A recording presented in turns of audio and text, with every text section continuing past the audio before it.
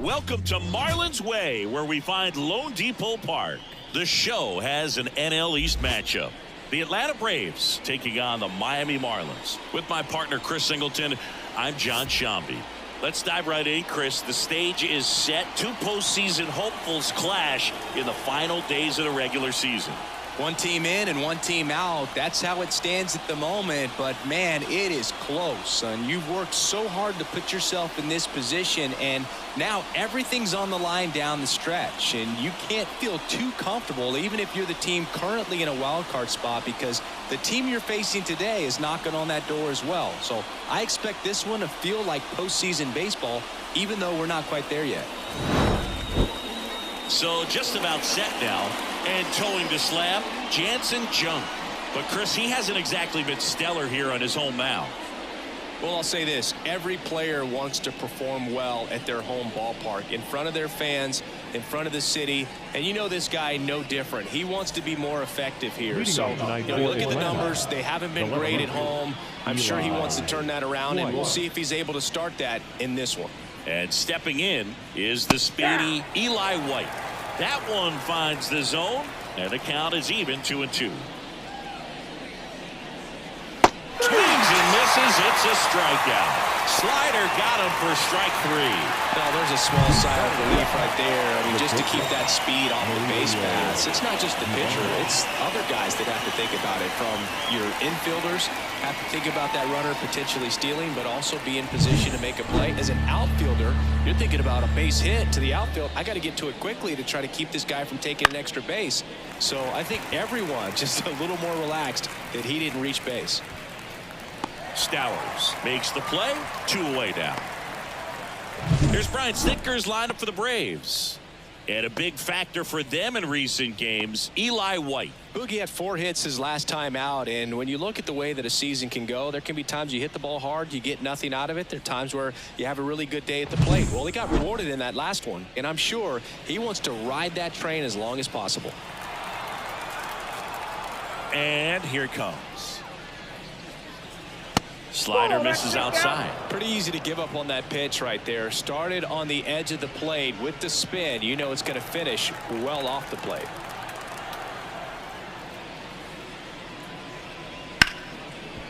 Hard hit left side.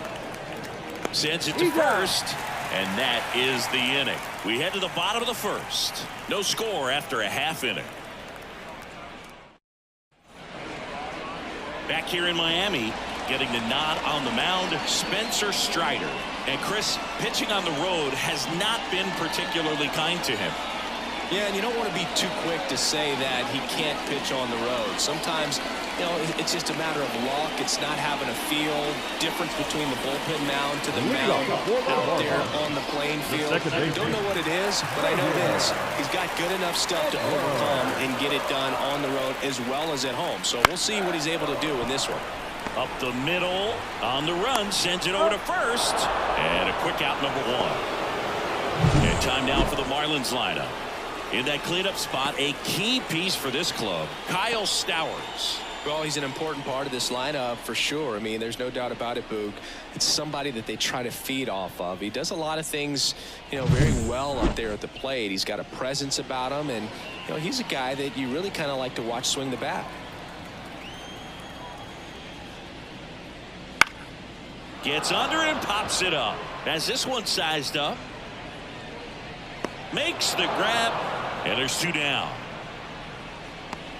Batting third, the shortstop, Otto. Here's the shortstop at the plate, Otto Lopez. Chris, has been a good year for him, having already set a new career high for RBIs in a season.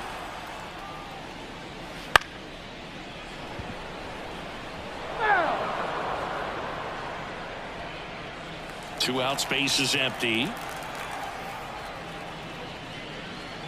And down on strikes. And a nice inning of work there as he sets him down 1-2-3. And the Marlins down quietly.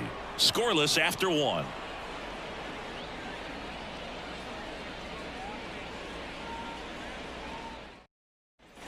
Top of the second. Here's the veteran first baseman, Matt Olson. Matt Olson.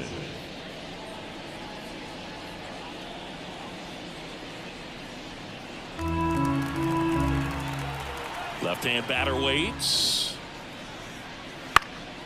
And there's a foul ball.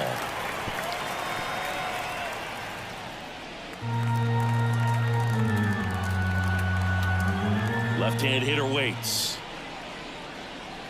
Got him. And one out now. Oh, just a beautiful fastball on the inside corner for that backwards K right there. I think the hitter saw it all the way coming from that opposite arm angle. So I got to think he was looking away and just got locked up by the hard stuff boring in on his hands. Golden next up for the Braves. Late on that fastball. 1 ball, 2 strikes.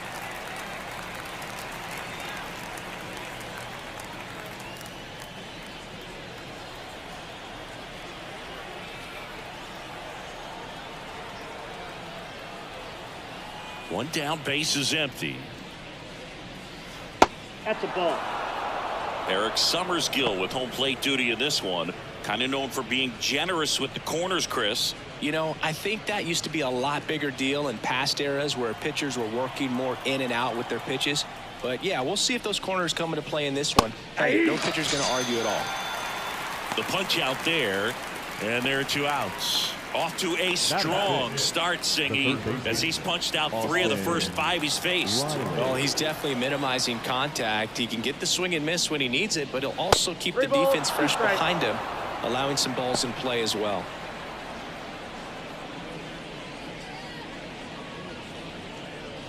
No score here in the second. Goes down looking. Braves are set down 1-2-3. We'll go to the bottom of the second. No score.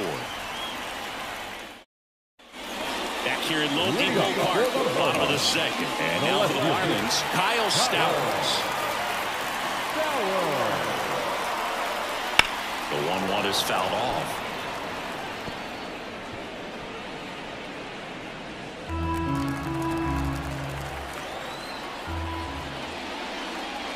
And another ball.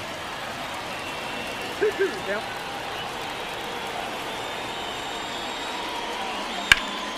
That one hammered center field. Way back there. To the warning track. Makes the catch. Typically not easy to go deep to center field, but he almost did right there. And got a little hope for the win, just not enough.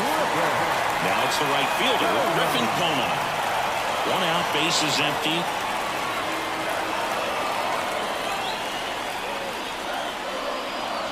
That's a slider for a strike. Pretty good pitch, backed up a little bit, expecting it to go middle away, and it just sort of stayed on the inside corner. Probably good take, because he would have gotten jammed had he swung the bat.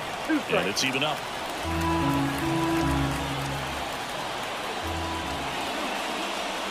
Wouldn't chase that time. Caught a break right there. Pretty good pitch on the outside corner.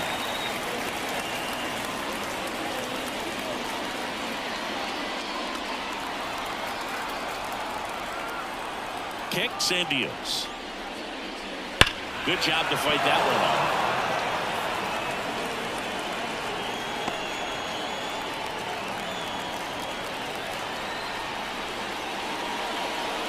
Swing and a miss. He notches strikeout number 150 this season. And now the catcher comes up to him. Agustin Ramirez. Popped in the air. Left field. White makes the grab, and that's the inning. We'll move to the third with no score.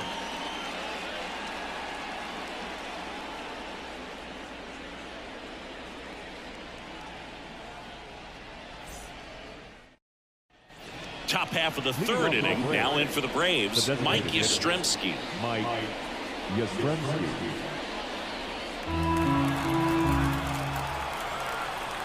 The 1-1. Swing, and this one's bounced on the ground. Edwards. 1 up, 1 down.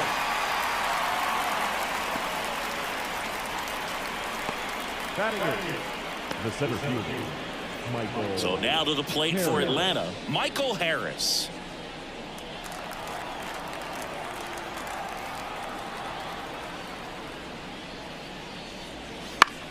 Popped up left side. Norby makes the catch. 2 down. Batting up.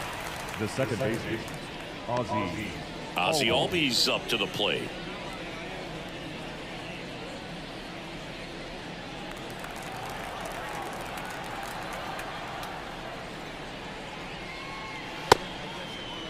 Check swing. Now an appeal to third. And he went around. Rule the swing.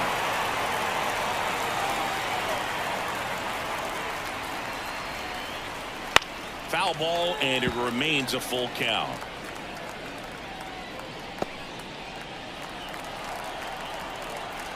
The wind of the pitch.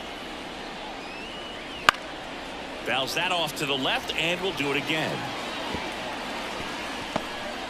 Good battle here. About to be the 8th pitch of the at-bat. And down on strikes he goes. He didn't make it easy for him on the mound, but they still get the strikeout. Braves go down quickly here, and we are still scoreless. And we're back as we go to the last of the third. Here's the rookie third baseman, Connor Norby. Pitch.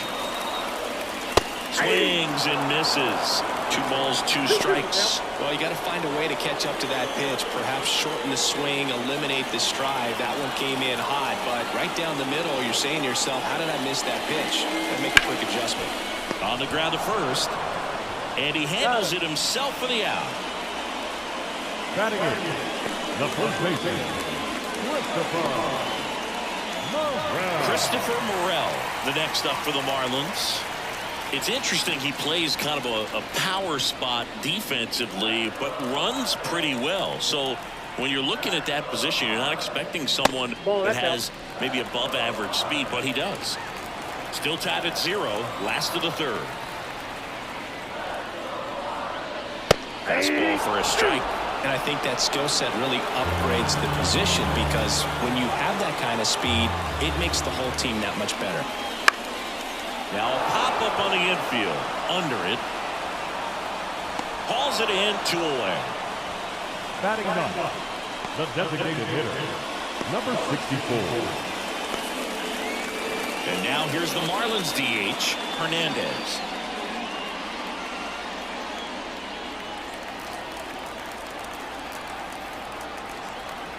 Two outs. Foul ball.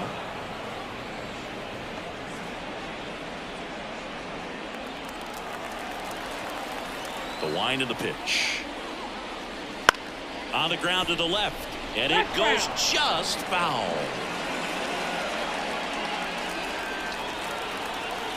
2 down, nobody on. Hernandez started after it, tried to hold up. Now a look to first. He did not go around.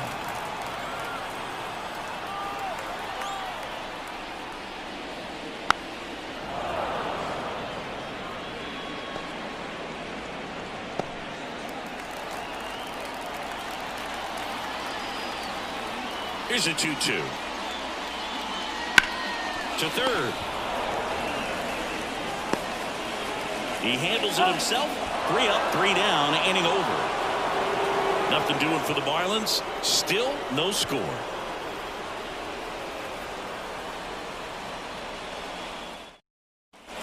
On to the 4th. Now the leadoff spot for the Braves, Eli White.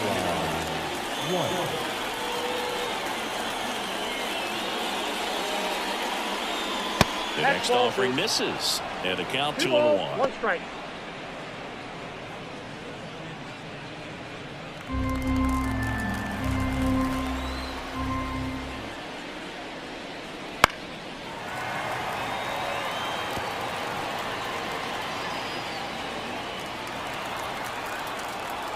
The pitch. Swing and a miss, and he got him. 1 away. And Chris, that's a way to neutralize his speed by keeping him off base. And the defense breathes a sigh of relief, because he puts pressure on everyone if he can put the ball in play. But that's how you do it. Keep him off balance, get him out of there, and deal with the next guy. Ground ball right side, and that's just foul. The Braves yet to pick up a hit here. And there's a ball. 2 strikes.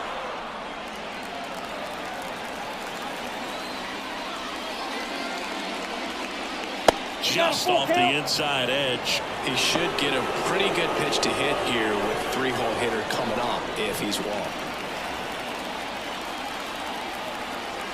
One down, base is empty.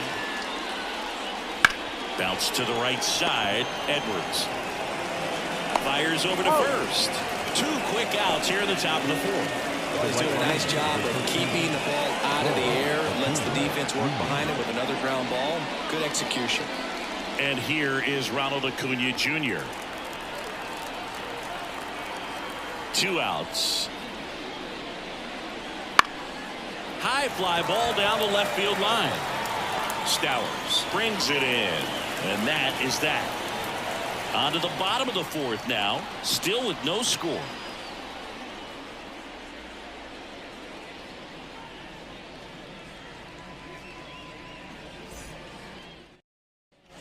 Ready to go. Leading off Bottom for the 4. And Marlins. now it's the switch hitting The second second baseman, Xavier Edwards.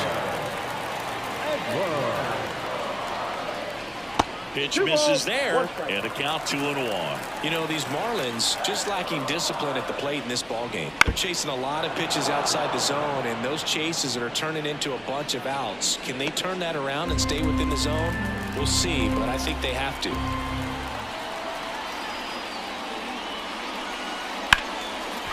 off the middle, that's a base hit. So a man on base to start the inning.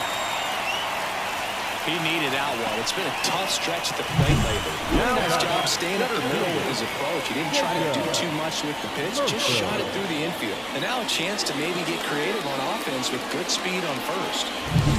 Jacob Mercer, the next up for the Marlins. And he deals. High fly ball, right field. This could go the distance. Home run!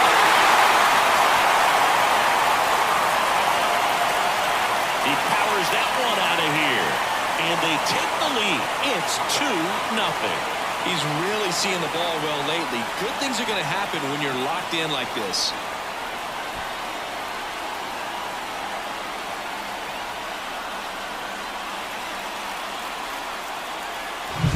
That's exactly the pitch he was looking for.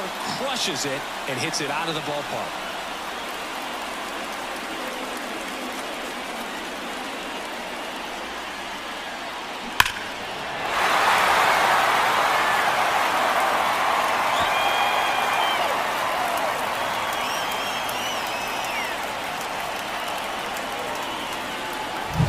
And up next for Miami, Otto Lopez. Knocks that one away, and we'll do it again.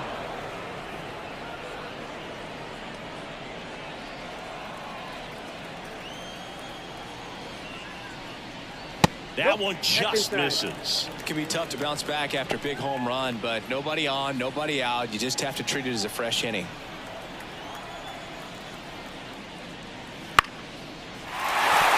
That's a base hit.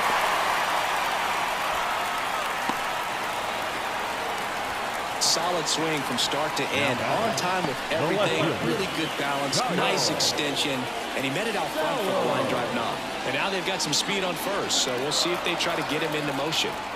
So man aboard, and at the plate for Miami, that one ripped right center field, and gone. He sends it out of here. It's their second home run of the inning, and they add on. It's 4-0.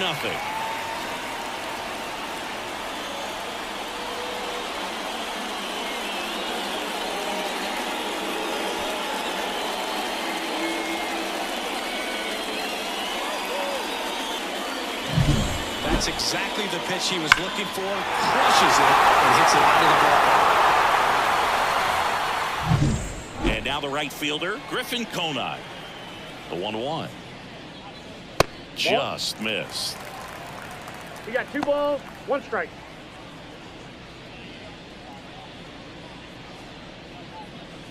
Nobody on, nobody out. We're here in the bottom of the 4th.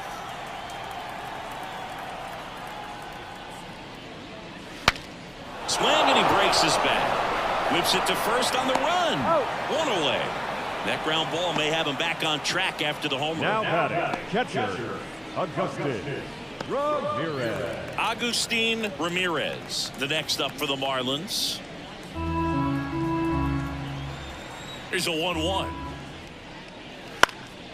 Pop foul out of play off to the right. Well, they've been able to score 4 runs off of him in this inning, and this is where you want to just max out, get as much as you can, give him one of those tough innings where it's going to be hard for him to recover in the next one. That one missed.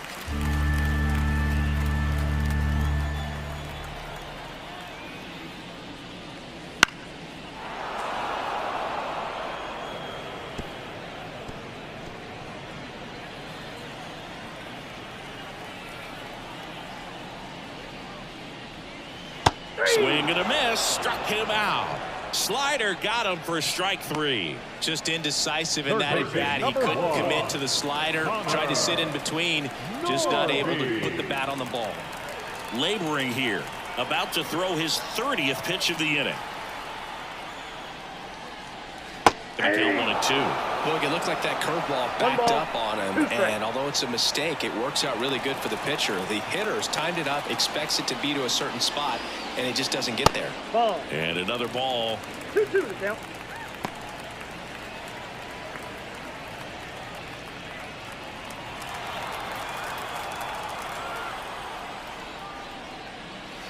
Still 2-2 after the foul ball.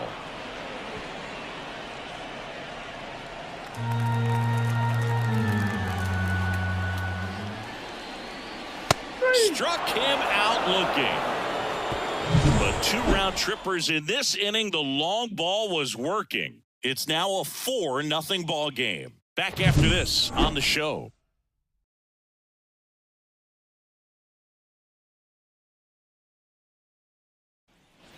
Back here in Miami, Matt Olson up to the plate. The first baseman, Matt Olson.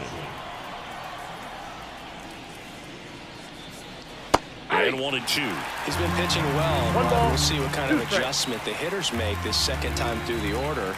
We'll know if he's got really good stuff in this one or not. Got him looking. Picks up strikeout number 7. Well, he's showing some pretty dominating stuff out there in this one, not just in terms of swing and miss, but also in terms of command. You know, all of the strikeouts, they just kind of speak for themselves, but when you don't walk anyone, you're demonstrating that you have the confidence in your abilities to truly go right after opposing batters. That one pushed to the left and foul.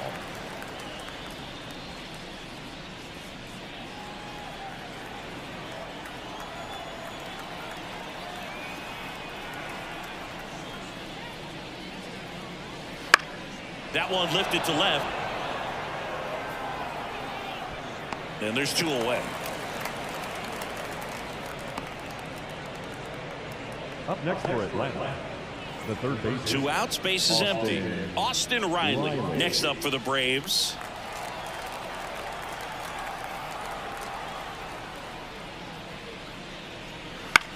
That's towards center. Mercer moving under it. He's got it, and that is that.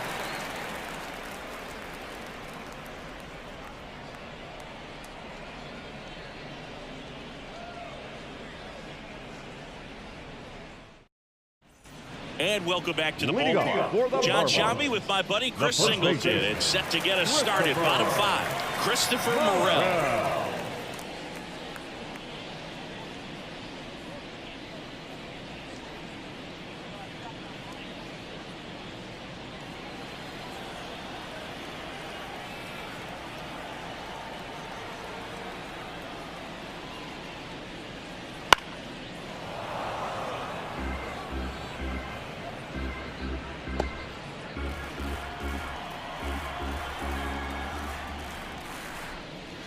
And another ball. The guy at the plate could recognize slider out of the hand. Didn't stay in the tunnel very long in terms of depth and perception. He knew right away it was an off-speed pitch. That one to first. Olson steps on first for the out. Now batting, number 64. Now here is Hernandez. He's got pop, which is a little sneaky because he's so comfortable with taking his base hits to the opposite field. But he can jump you if you make a mistake. Late with the swing there. 2 strikes. Now a check swing, but he held up. 1 down, base is empty. Got him swinging. Couldn't catch up to the heater. Not the best location with the fastball on strike 3, but when you're pumping high 90s, you get away with some of those, more margin for error. You know, the fastball becomes such a huge strikeout pitch in the sport. And I think a lot of it has to do with all the attention and emphasis on improved spin rates. These fastballs are just exploding out of the pitcher's hands and jumping through the zone. Bullpen action out there for the Braves. Martin Perez getting ready to come in for manager Brian Snitker. Bummer also getting ready. Swings and misses. 3-2 now. He can live up in the zone all game if hitters will chase it. That's just too much velocity. Hitters got to look down in the zone. Dives and he can't hang on. Not in time. Great effort, but it's an infield hit. With 2 outs, you just want to find a way to keep the line moving for the next guy. So an infield single right there does the job. Nicely done, just putting it in play and getting down to first to keep this inning alive. You never know what might come next as a result. They hand the ball over to a new arm, Martin Perez. And they felt it was time to bring on a left-handed reliever from the pen with the lefty hitter coming up. I think it's a good move. I know I never liked when opposing teams did that to me. Man at first, and now for the Marlins, Jacob Mercer. 2 outs. In the air to left center. Sizes this one up. Squeezes it, and that will end the inning.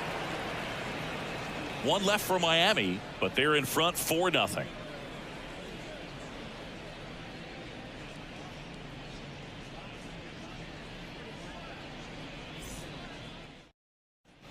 Back here at Lone Depot Park.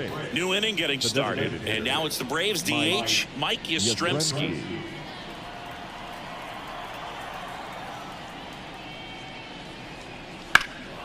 Swing and a high fly ball to left.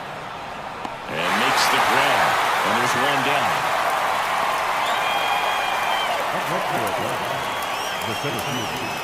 Michael Harris next up for the Braves. There you see how he's doing down the stretch with his August and September splits.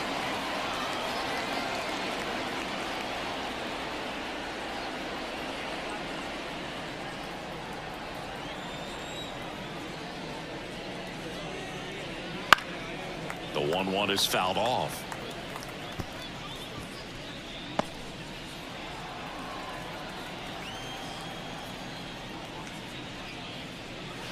Swings through that one. It's a strikeout. He's really good hitting the baseball the other way. So credit the pitcher for having him out in front of that pitch. Clearly he had him fooled. Here is Ozzie Albies up to hit. His righty-lefty splits there. The Braves still looking for their first hit in this one. Not even close there. Yeah, that's ball 2.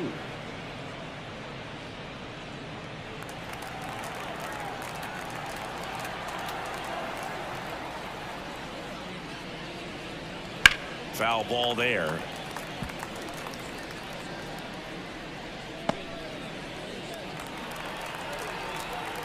And a pitch. Spoils that one, and it remains 2-2.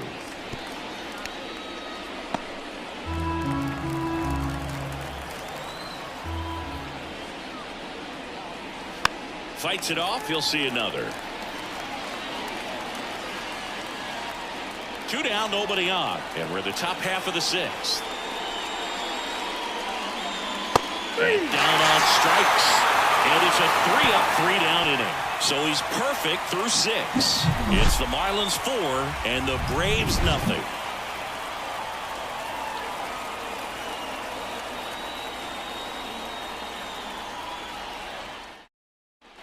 And we're back. There we go, bottom 6. Leading off, Otto Lopez.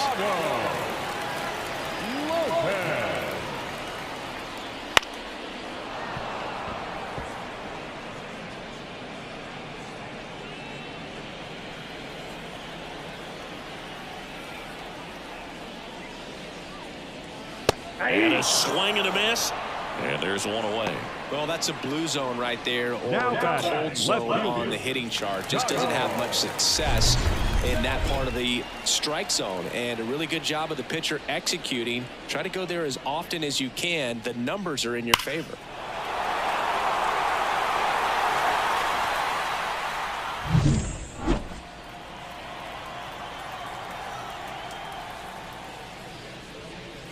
Comes up empty. That's strike two. 1 ball, 2 strikes.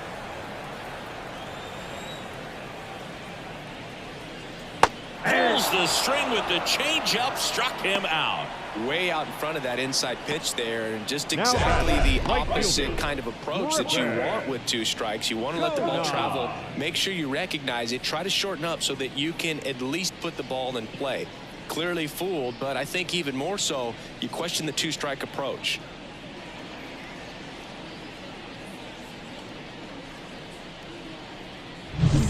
Two outs, base is empty. Now it's the right fielder, Griffin Conant.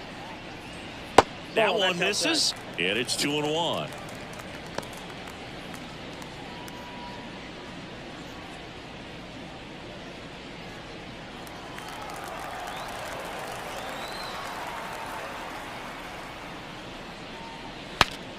Swings, fouls it off, and he breaks his bat.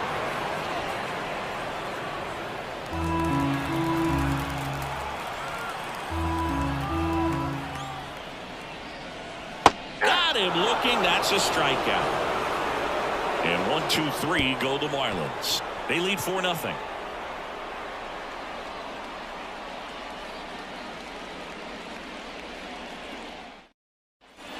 We go to the top of the 7th. Now in for the Braves, Eli White. Changing speeds has this lineup completely off balance in this one. We've seen a lot of mistimed swings, and it's been a challenge for these hitters to get their rhythm right. It really looks like these hitters have been in between with their timing today. Good fastball, excellent slider, but they've not been able to commit to one velocity and stay there. Mercer settles under it and makes the catch. 1 up, 1 down. Now that Here's Mauricio Dubon. Sing, you talk about a guy that has all the skills. The range is really good, but the arm just stands out, and he makes all the plays. And that one is lifted in the air. Conant on the move. No trouble here. Puts it away for the out. And there's 2 down. And now it's Ronald Acuna Jr. The Braves down by 4 here in the top half of inning number 7. That one ripped. That's back there. And it's off the wall. The throw in. But he's in there easily.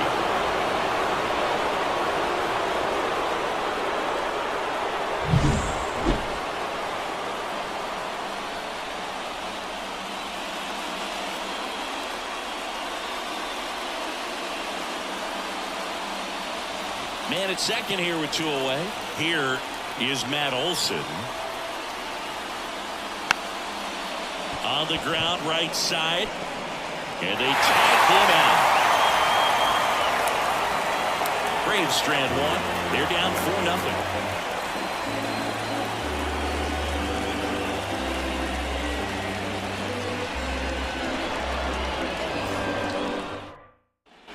Back here in Miami, bottom of the inning. And the batter now, Agustin Ramirez.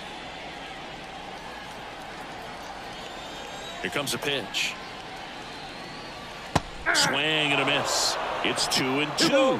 The Braves bullpen has some activity. Danny Young, the young lefty, looks to be getting himself ready. Kinley getting cranked up as well.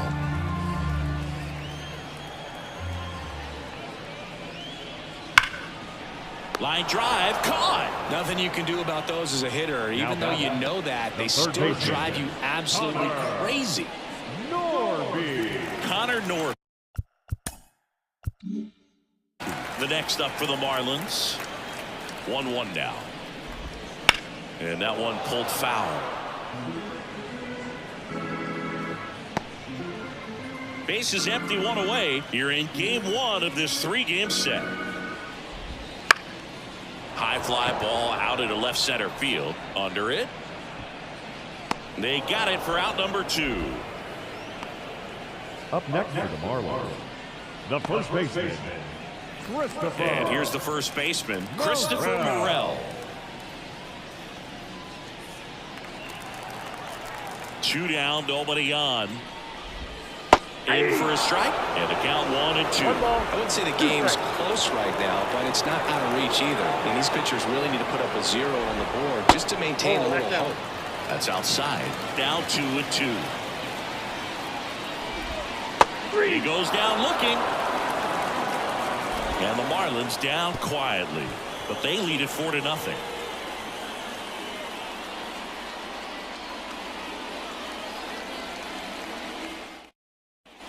And welcome back to the ballpark. Here's the catcher, Golden. Number 30. This pitcher's done a good job of disrupting the hitter's timing with a mix of pitches and changing speeds. You want to keep that front foot inconsistent for the batter. Their swings are hesitant, and that's exactly what you want on the mound.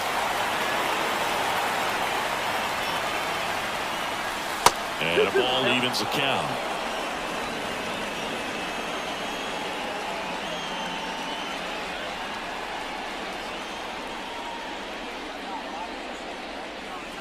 And that one hammered way back there. Out of here. He made him pay for that one. His 21st of the year, and they're chipping away. It's 4-1. That could be one of those swings that really help spark this offense.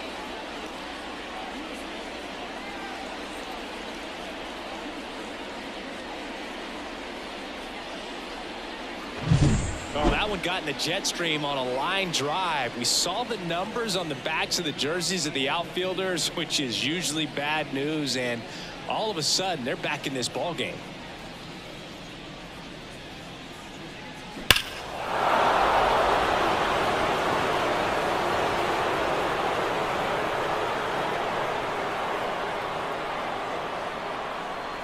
Here comes the skipper, and we're going to see a pitching change in this spot. Jansen Junk won't go any further. Only 2 hits allowed for him, so a great effort.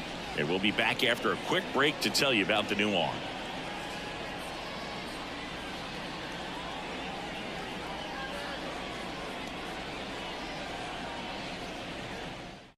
So the Marlins go with a new arm, Pete Fairbanks. Number 29. He has a great slider with tons of movement.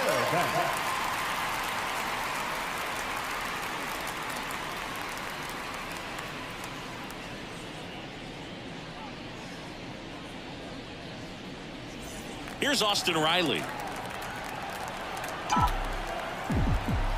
The pitch. You know, these Braves, from what we've seen, I think it's fair to wonder if they've been too patient at the plate. We've seen them go down looking several times, just not really showing much fight in a lot of their at-bats so far. The 2-1. That one is triple digits. 2 balls, 2 strikes.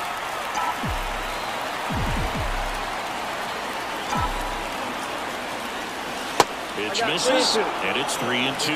Double-barreled action in the bullpen. Anthony Bender, the hard-throwing righty, is up and loosening. Phillips warming up as well. Got him. And there's 1 down. Dude, he was shopping at the buckle right there, the way that slider made him walk. That was just nasty.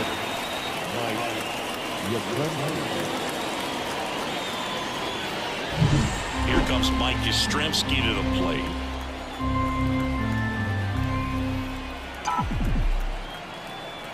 One down, base is empty. Nope, And that's that's a ball. downstairs and outside.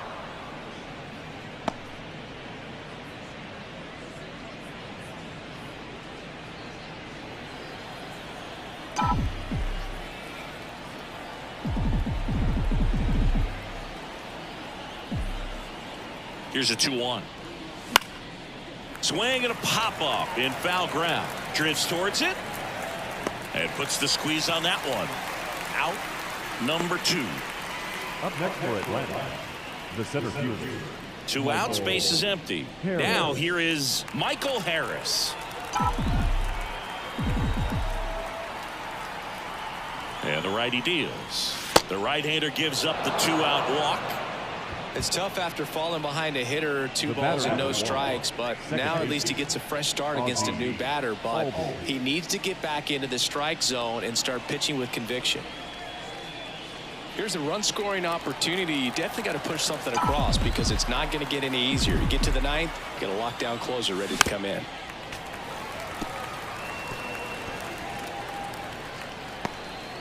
Harris leads off first with 2 down to the inning.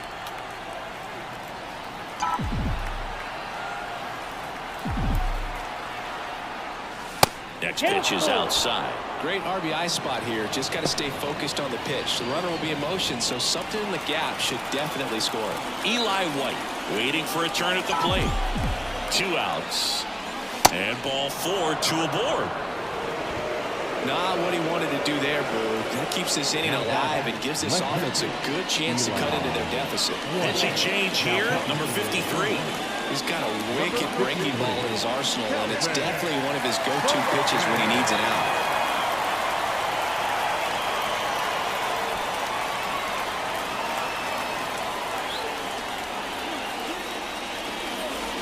So the batting order turns over. So now to the plate for Atlanta, Eli White.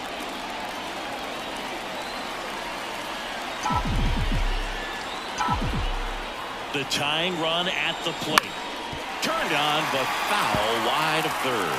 Pretty good pitch there to take a rip at. He wants to get his arms extended. He likes the ball away from him a little bit. Just not able to square it up.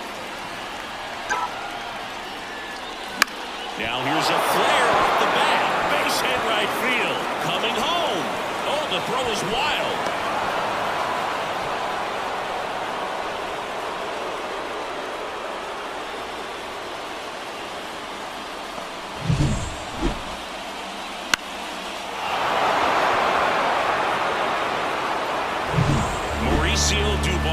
Next up for the Braves. And time called at the plate.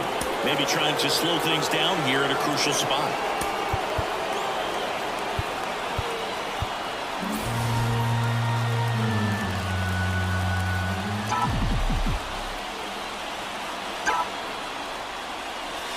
Next offering away upstairs. Good spot for the hitter. Definitely has the advantage in this count with runners on. Look for him to be aggressive on this next pitch. The count 2-1. Runner on the go. Safe at second, and he easily steals the bag. Well, it really doesn't matter what the situation is. When a guy like this gets on first, you know he's going to steal second at some point during the at-bat. Nice job to get in the scoring position. The defense probably knew it was coming, but they just couldn't do anything to stop it. So the tying run at second. Line drive, and that's a base hit into center field. One runs in. The tying run is in to score, and we are starting over. Tie game here in the 8th. Back-to-back base hits. Everything was on time and fluid in that swing. Got a pitch you could get the barrel on and lined it into center for the knock. Those always feel good.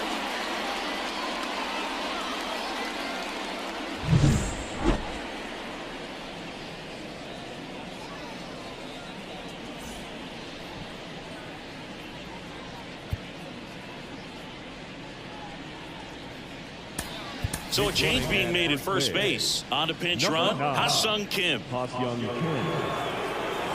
Here's Acuna now.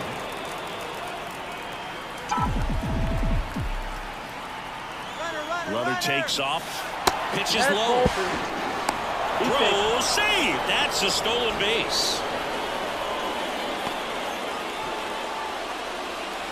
2 down, go ahead run in scoring position, and we're in the top of the 8th.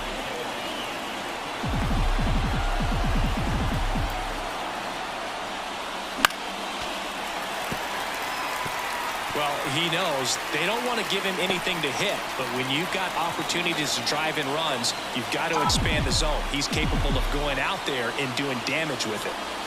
That misses, and it's 3-2. As a pitcher, you know the runner on second is ready to push things with his speed. A base hit's probably going to be a big run, so you really have to execute on the mound.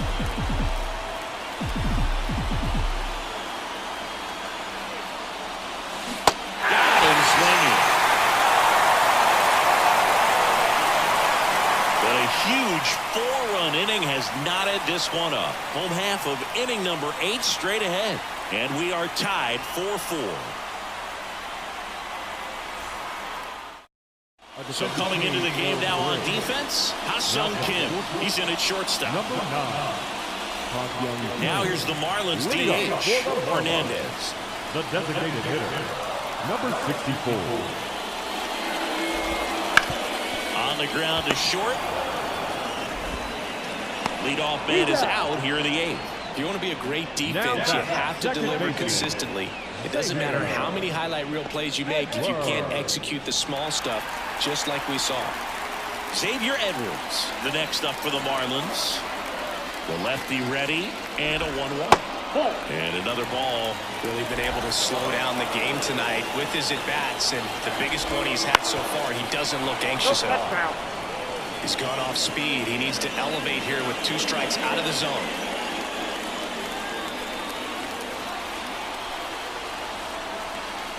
Tied at 4. Out to short, Kim. Tosses across to first, and that quickly 2 away. That play won't be trending on social media later on, but it's still important to execute it to perfection. This game is a lot harder than it looks, partner. So digging in, Jacob Mercer. Missed with a changeup, and it's 2-1.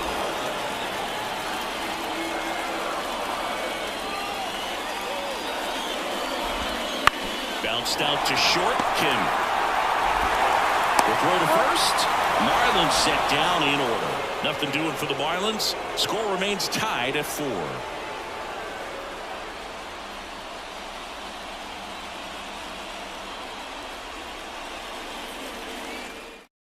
We're back. It's the top of the 9th, and there's a new pitcher on the mound, number 67. This is his 5th appearance of the year.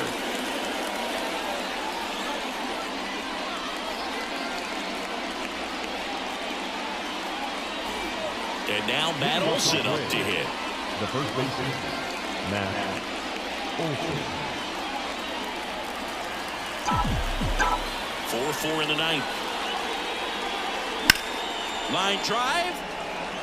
And Olson is set down. And a quick out, number 1. Man, if that drops right there, they would have gotten the potential winning run on base, maybe even in the scoring position. But that's just one of those hang with thems. Now the catcher up to hit, Golden. He's coming off a big swing of the bat in the 8th inning, Chris. Yeah, he may still be riding a little high, and for him, hopefully the confidence is still there. It was a solo shot and a very important run in this game.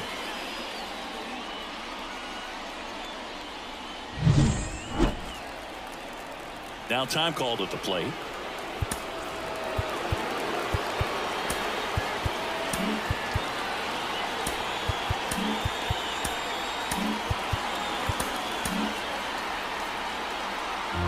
All tied up here at the top of the 9th.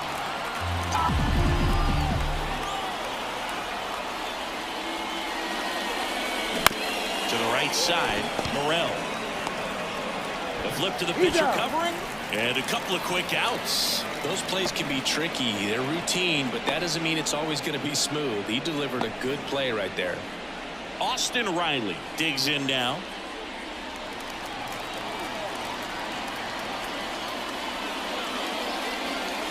Next offering is in for a strike. Man, I mean, nice job just presenting it to be better than it actually was. And looking for the tag.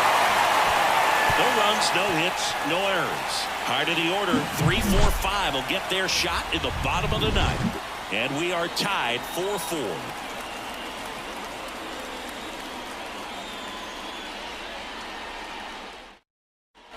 Back here in Lone Depot Park. Now, Otto Lopez.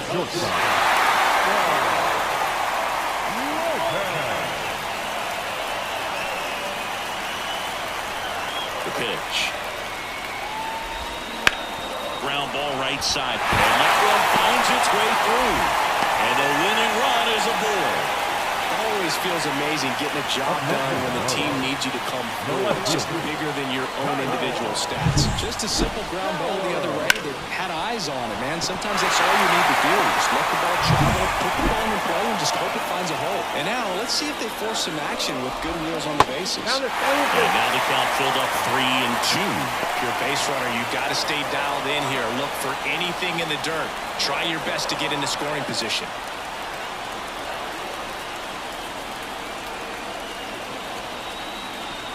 Kicks and fires. Ground ball could be 2. Looks to second. That's 1, and that's 2. Really nice double play turn right there. And it all started with that sweet glove flip on the feed to second. You know, these middle infielders, they spend a lot of time honing that glove work, so it just becomes like second nature. I think you also have to have a really good glove that's broken in, that's not too large, so that you can have a feel for that baseball and be able to flip it like you're barehanded. Short hop liner handled it short. Ken with the throw to first. That's the 3rd out, and we're headed to extras.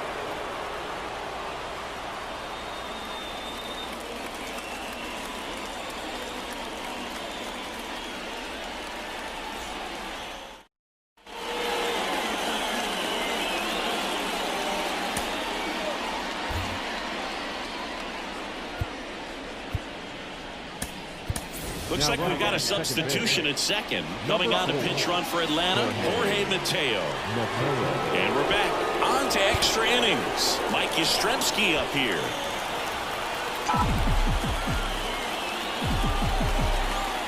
Man at second. And it skips into dirt.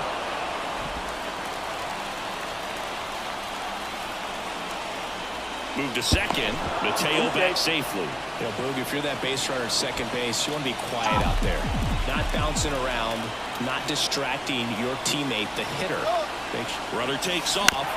Swing and a ground ball out to short. Jump throw across his body. In there safely. Well, they didn't waste any time as they knock home the runner from second to get on the board. Huge for team confidence and how you approach the situation. Still have a guy on base, and now they'll try to add on.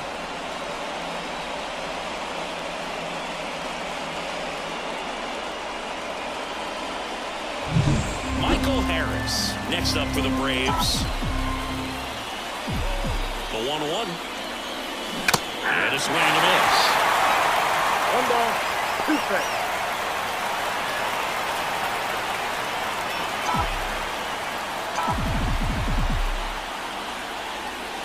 And another ball.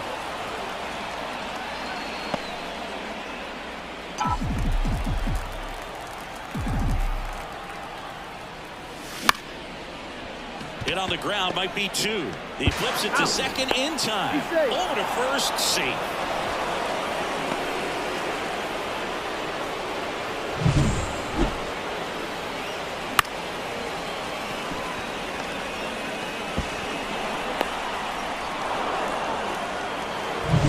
And next for Atlanta, Ozzie Albies. Right-handed reliever. And that's outside. 2-1.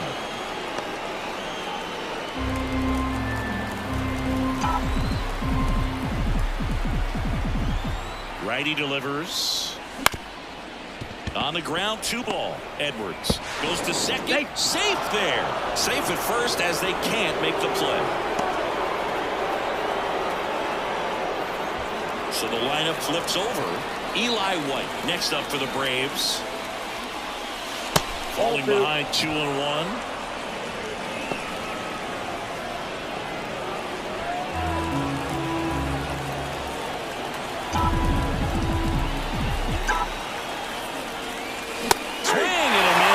Chases that one darting out of the zone.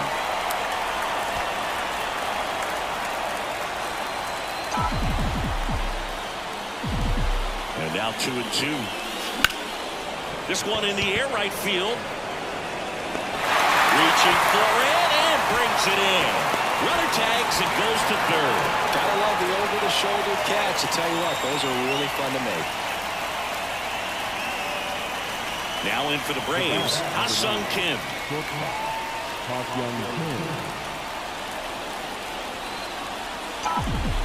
2 on, 2 outs. In the air, right side. Kona makes the grab on the run. 2 men left stranded, but they do push across 1. Last chance to even things up. We head to the bottom of inning number 10. It's the Braves 5 and the Marlins 4.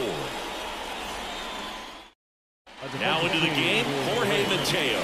He's the new third baseman. Number 4. Here's the catcher to hit, Agustin Ramirez. The catcher, Here's a new pitcher from the pen, Raisel Iglesias. Save opportunity for him right here, and he's their guy. Time to lock this one down and get out of here with the W. So the tying run at second. And another ball. In this situation with the runner on second, you've got to get him up to third. Think back up the middle or to right field. 2-1 pitch is in there. The count is even. Now, comfortable or not, these are the situations closers they seem to live for. When you get into some hot water, a jam, tough spot, whatever you want to call it, this is where they earn their keep. In plenty of time to first. And here in the 10th, the leadoff man is out. Such a confidence boost for a reliever to come into the ball game and get the first hitter he faces. Just makes everything slow down a little bit, and then from there can really settle in. Now the third baseman, Connor Norton. Well, there's a reason why he's at the bottom of the order. Struggling as of late, but a knock here would be a huge lift for him and for his team. Well, at that velocity, if that's all you're seeing, 88, you can handle that all day long. That's what you get in batting practice. But off the velocity of the fastball, that is a very tough pitch to adjust to. Just missing there. And that's ball 3. That pitch was pretty borderline at the top of the zone, and he's not digging the call out there in the mound. Clearly pretty frustrated, so he's going to have to collect himself a little. Albies over to first in time. Now only 1 out remaining. Good fade and sinking action of that changeup. Got that hitter to roll over. Christopher Morel, the next up for the Marlins. And there's no doubt that they'll feed off the energy from this crowd, right? I mean, yeah, I'd say the intensity level has gone up a few notches for sure. They call this batter a gamer because he always seems to perform better when it matters most. Who doesn't want a guy like that on your team? Up the middle, finds its way through base hit. The tying run is in to score from third. All tied again, 5-5. Such great concentration. Everybody on their feet, knowing that you can come through with a good swing. And there he doesn't try to do too much. 2 outs, runner on first. And now Hernandez takes it himself, and we're headed to the 11th. So 1 run on 1 hit, no errors, and a runner left. We push on to the 11th. We're all tied up, 5-5. Now into the ball game on defense, Esteury Ruiz. He takes over in right. Runner in scoring position, no outs. So now to the plate for Atlanta, Ronald Acuna Jr. Base hit into the outfield, headed for the plate. He will score, and the Braves take the lead, 6-5. Well, they didn't waste any time as they knock home the runner from second to get on the board. Huge for team confidence and how you approach the situation. Still have a guy on base, and now they'll try to add on.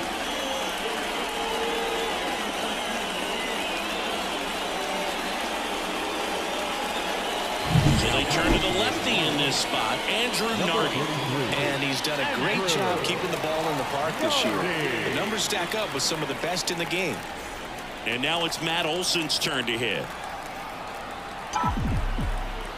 And now the lefty swings through that. 1 ball, 2 strikes.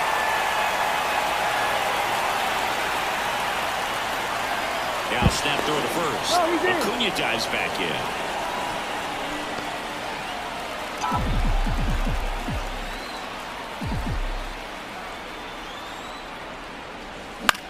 Ground ball to the right side, and a base hit. Throw back in quickly. First and second now with nobody out. So digging in, Bolden.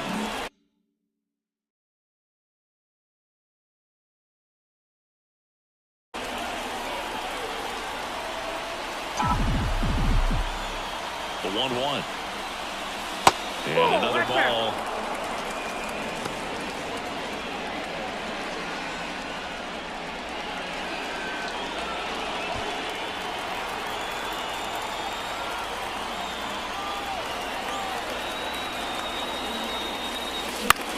This one high in the air to left center. On his way over.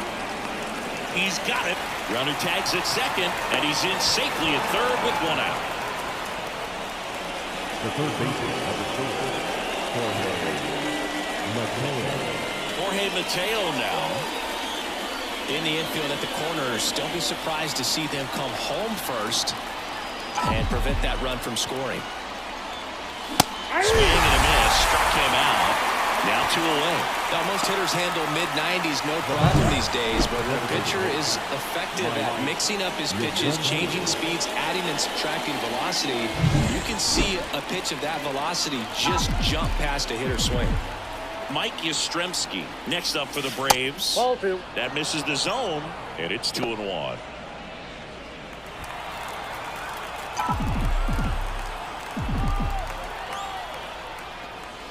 Swing and a miss, and that's strike 2. Might be time to choke up a little bit, get that front foot down early, maybe even just spread out. He's really late right now. Next one just misses, and it's 3-2. Michael Harris on deck for Atlanta. Lefty out of the stretch, runners at first and third. Fouled off again, and it remains 3-2.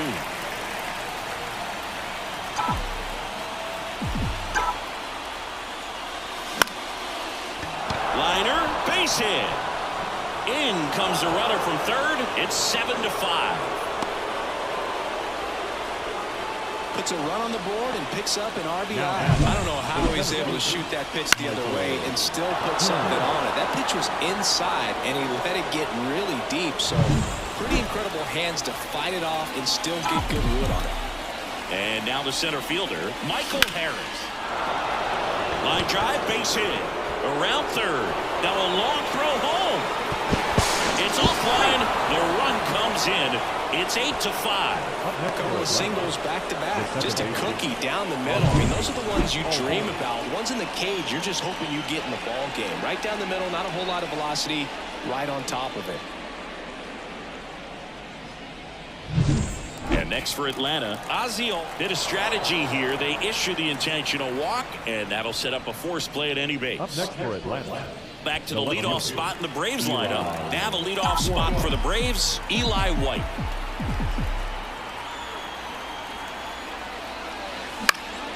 In the air, out towards right center. Ruiz makes the grab on the run. So they get 3 runs in the inning, but they also leave the bases loaded. Last shot here as we go to the bottom of the 11th. It's the Braves 8 and the Marlins 5. Back here in extras, and a new pitcher on the mound in the bottom half of the inning, Robert Suarez. And I can't imagine any save is an easy one. You're holding a small lead on the scoreboard, and you know those hitters are going to give you the best at-bats they can. So it's always... Now it's the second baseman, Xavier Edwards.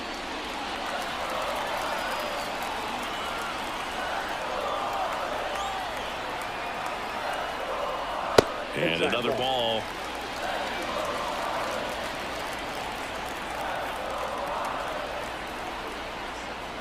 Wouldn't chase that time.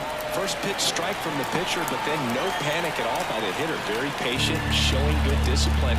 Now he's in the driver's seat with the 3-1 count. Man at second. Swings and pulls it foul to the right side.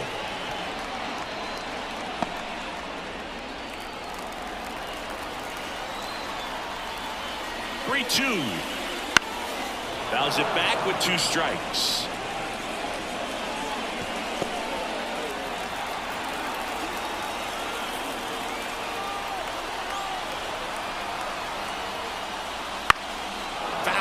We'll see another payoff pitch.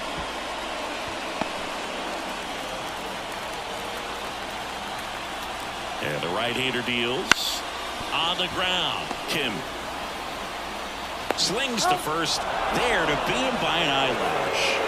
We talked about how the ball is coming out of the pitcher's hand. The way it comes out of his hand as an infielder, Wow, really impressive. And up next for Miami, Jacob Mercer.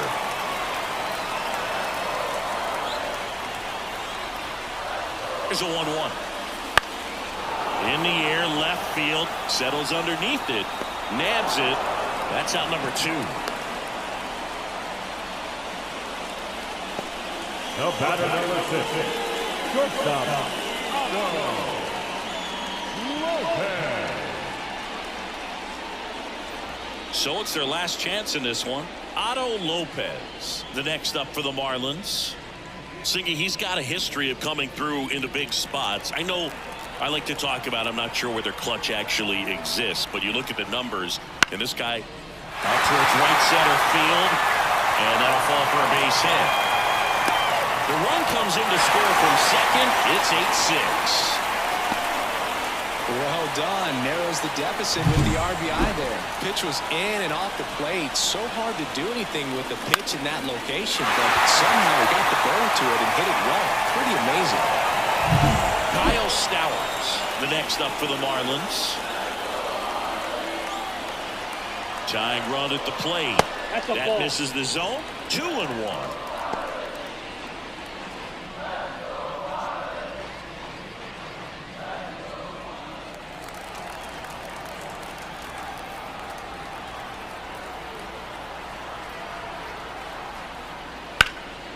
Popped up, foul territory behind the plate.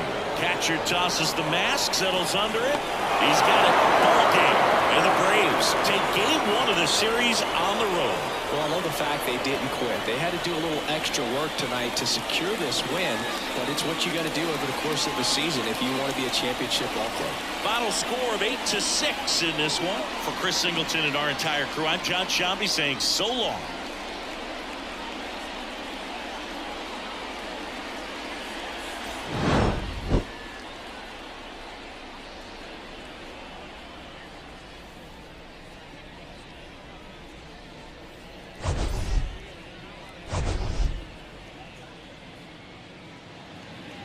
The final line score for our ball game.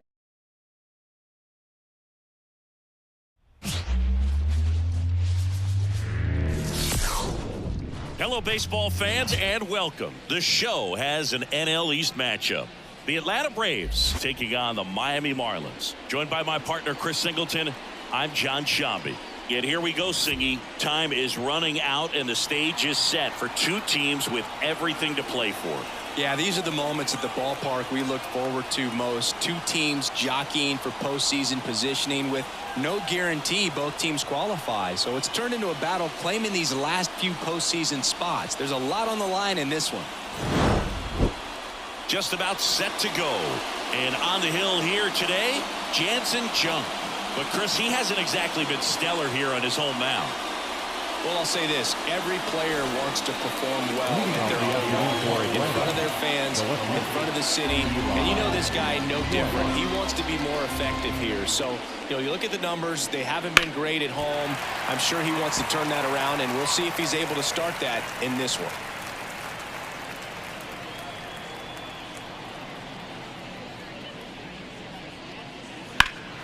High fly ball out towards left center. Long run on his horse. Got it! Covered plenty of distance there. And there's one down. Here's the Atlanta Braves lineup. One guy swinging a hot bat recently, Mauricio Dubon. Well, these days we know teams, they put a game plan together for every hitter in a lineup. But a guy like this, they circle him, make sure he doesn't beat you. So they put in a little extra time and effort on how they're going to approach him. He can be a huge difference maker when he's hot. So it's going to be fun to see how they try to work him right here. And that's off the inside edge. And a count 2-1. And a swing and a miss there. Well, that's that slurve right there. He threw it extremely well. And talk about just a ton of breaks. So tough to get that barrel to. Wouldn't chase that time.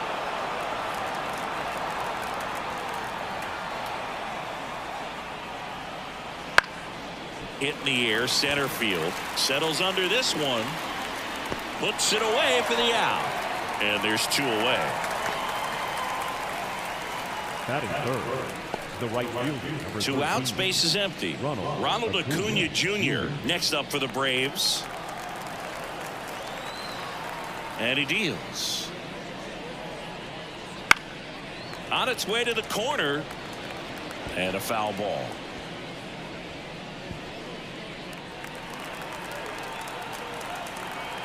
The 1-2. And another ball. 2 strikes. 2 outs, base is empty.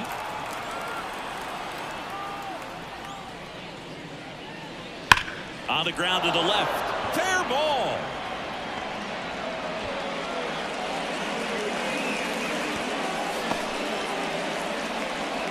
Man, those are the types of hits where you don't feel any vibration in your hands whatsoever. Such a good feeling. There's nothing cheap about the way he got that one through the infield. That was ripped. Caught out in front and didn't get under it like he would have liked, but definitely put a good swing on it. 1 ball. Here's Matt Olson. 2 strikes.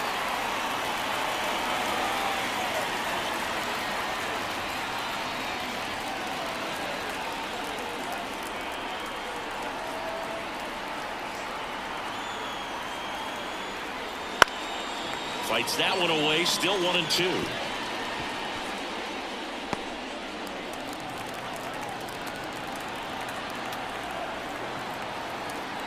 Here goes the runner.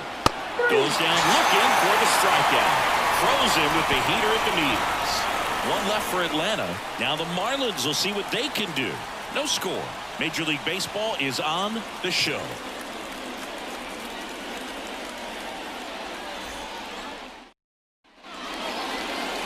Here in Lone Depot Park. And pitching in this game, Reynaldo Lopez.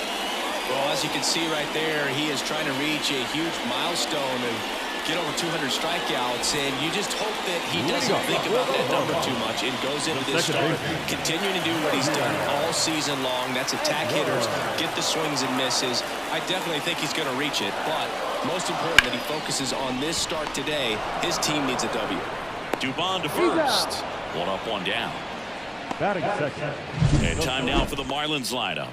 This has been a good, productive lineup so far this year. Currently ranking among the better teams in terms of total hits and runs per game. Well, you know, this lineup sees it as very important to put the ball in play, Boog. I mean, this is an age where strikeouts are up so high and guys are swinging and missing, going for the fences. But if you can increase that contact rate, you can be a dangerous club. You get more guys on base, and then all of a sudden, when that big swing comes through, you're plating more runs. So we'll see if this pitcher can get some soft contact, let the defense work behind him. Righty to the plate. Lopez gets the swing and the miss. 2 out. And at the plate for Miami, Otto Lopez. 2 down, nobody on. So a foul ball makes it 1-2. Great swing and solid contact. Just a little too quick. He's got to stay back a little longer. 1-2, bottom of the first. The pitch. That's ball 2. The shortstop takes the ball.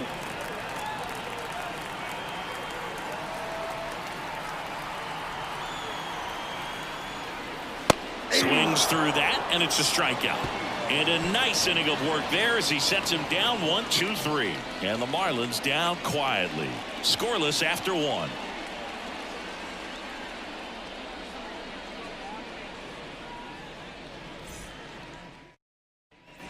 And welcome back to the ballpark. And here's the rookie catcher, Number Golden. 30. The pitch. Comes up empty. That's strike 2. 1 ball. 2 strikes.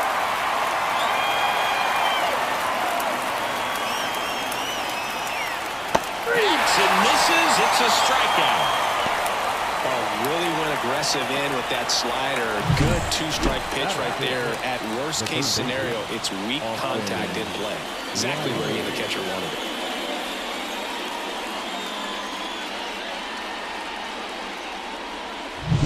Here's Austin Riley.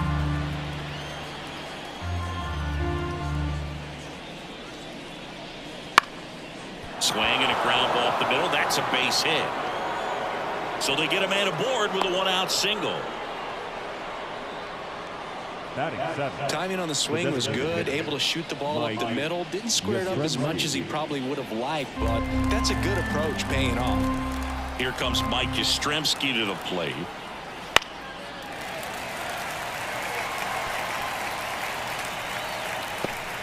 Riley, the base runner at first with one out.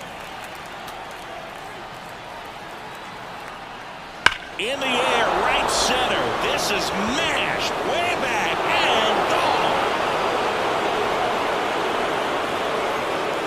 And that should quiet this home crowd. His 13th home run of the season. It's 2-0. He hasn't been at his best at the plate these last few games, so this could end up being an important home run for him. Maybe it's a sign of more to come. Hitter gets pitch recognition early. He saw exactly where that was going to be. The challenge, not get over anxious and come out of your swing. He stayed on it and got all of it. So digging in, Michael Harris. The wind of the pitch. So a foul ball makes it 1-2.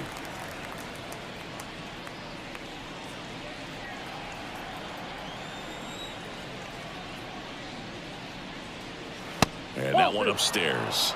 Carl Dixon doing the umpiring behind the plate. And Boog, I'm not sure if it's because he sort of sets up higher than most, but one thing to be aware of with Dixon is the high strike. Not usually a big deal because most players are swinging at pitches up there, but we may see some surprise looks from hitters from time to time because that's just so unusual.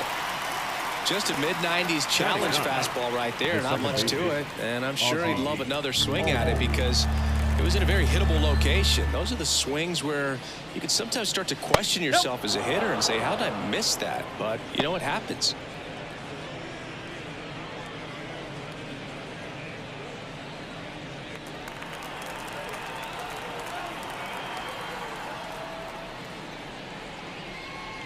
Two balls, 2 strikes to count with 2 outs.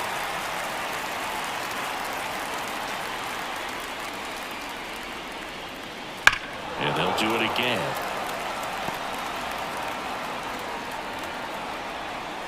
Two runs across in the inning here at the top of the second.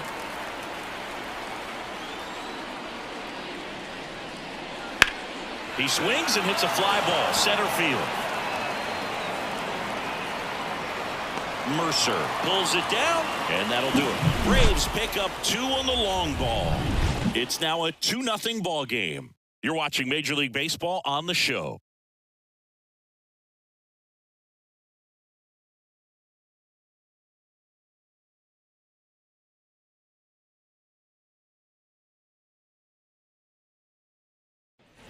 Back here in Miami, bottom of the second. Now the left fielder, Kyle Stowers.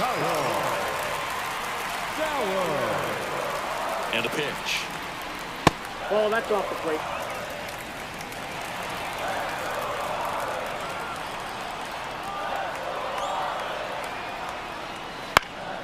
Foul back our way, and that's out of play.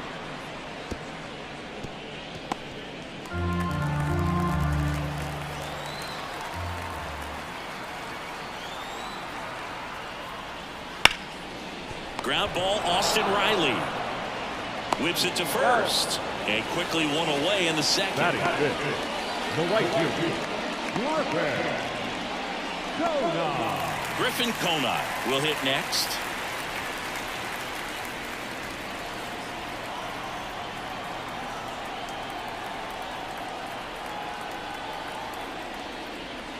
That one missing inside. As a veteran out there on the ball, you're trying to establish both edges of the plate.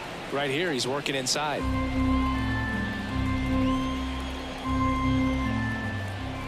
The pitch. To the right side. Albies. On to first. Already 2 out here in the home half of inning number 2. Batting sixth.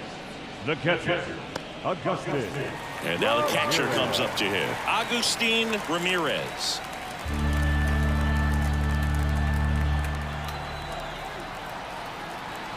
The 1-1. Swings through that one out in front that time. 2 strikes.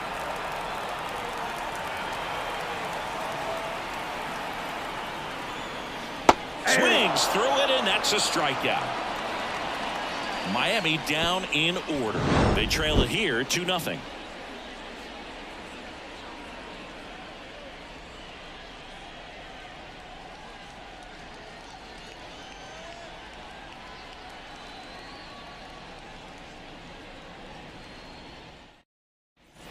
On to the third inning. Now in for the Braves, Eli White. Eli White. Ball to strike. The pitch. And a swing and a miss. Now there's a certain point where you have to commit to what you think you see, and he guessed wrong right there. Nasty slider with just terrific bite at the end. And another ball.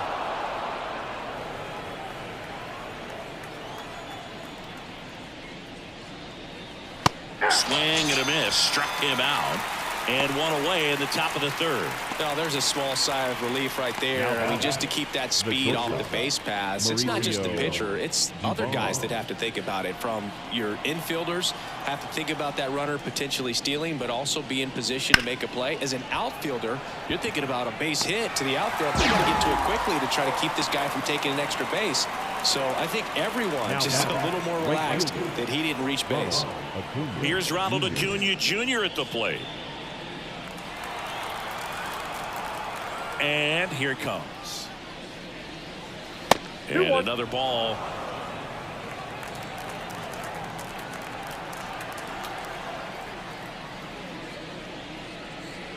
Swings here and blasts one left field. Way back there. Got all of that one.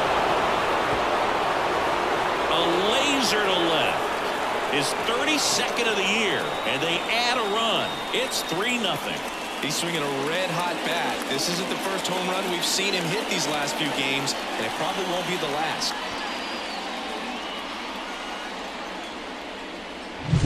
Man, he just barely got that one out of here, and you've got to love the effort and left to try and bring it back. He had a good shot at it, just couldn't quite pull it off. It would have been a stunner if he did. So 2 down. Matt Olson up to the plate.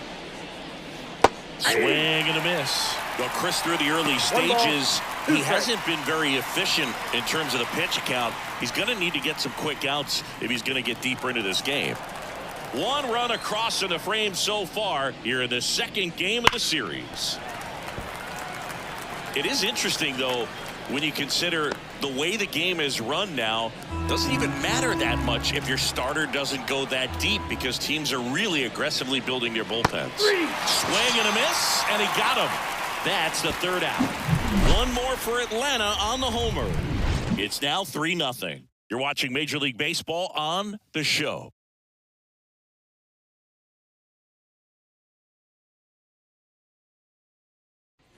And we're back as we go to the last of the third. Now at the plate, Connor Norby. And the righty deals. 2-2 now.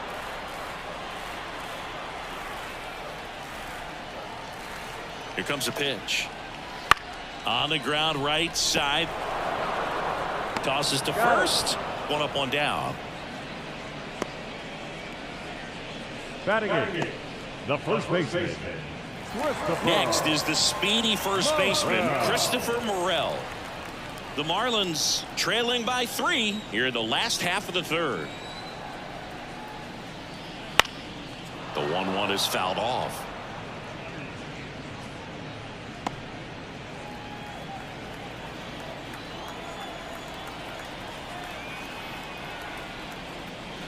Waves at the bender for the strikeout.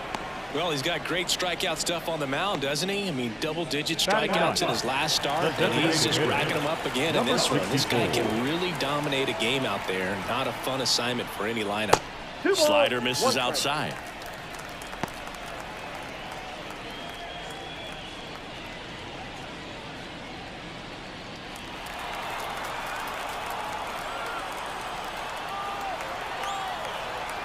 The pitch. That's in for a strike at 95. And the count is 2-2.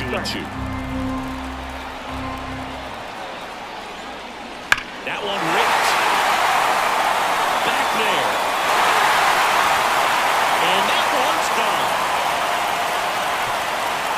sends one out the opposite way. His 18th home run of the season, and they cut into the deficit. It's 3-1. That gives this offense something to celebrate for the first time in this one.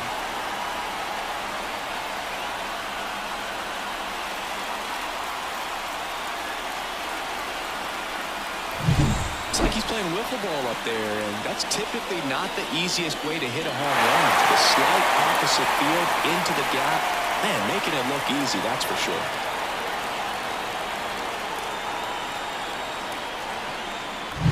Back to the top of the Miami order. Xavier Edwards gets a chance to hit here. 2 outs. Pitch Ball misses, and it's 2-1. 2 balls, 1 strike.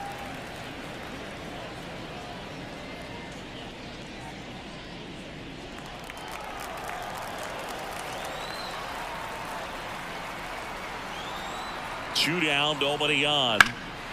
High fly ball out to left field. White sizes this one up. Pulls it down, and he makes the catch. And the inning is over. 1 for the Marlins on the solo shot. And this is now a 3-1 ball game. You're dialed into the show.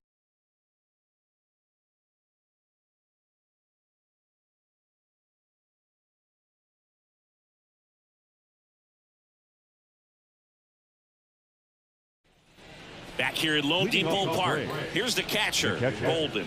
Number 30.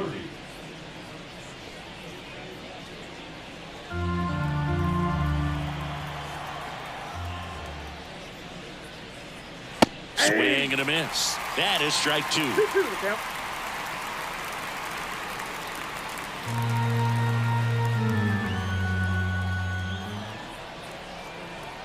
Kicks and fires.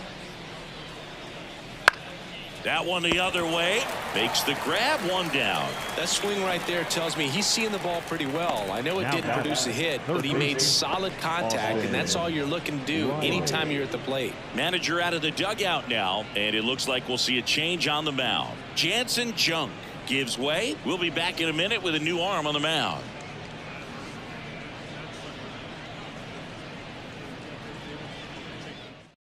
Righty reliever out of the pen, Chris Paddock. And he's got a big-time breaking ball to contend with. Hitters going to have to pick it up early if they're going to have any chance.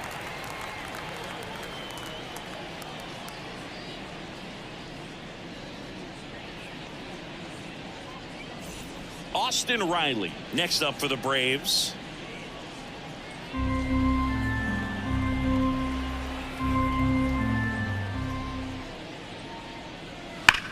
Hard ground ball, base knock. So a man aboard now with 1 away. Now batting, the designated hitter, Mike Yastrzemski up here.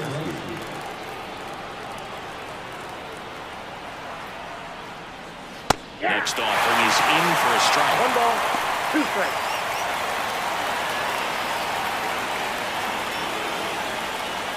Riley over at first with 1 away.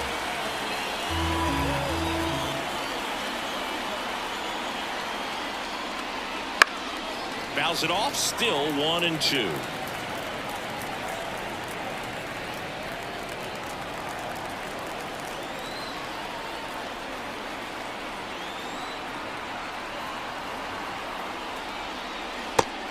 Swinging, and there's 2 away. Good pitch right there. I mean, he's attacking a location that this guy at the plate tends to have trouble with. And there's just so much information in this day and age, sometimes too much information. But the guys that can take that information, process it, and then go out there, Boog, and execute the pitch, go right after that hitter, and get the result that they were anticipating, that's really good pitching right there. And it's a good job of the pitcher and the catcher working together.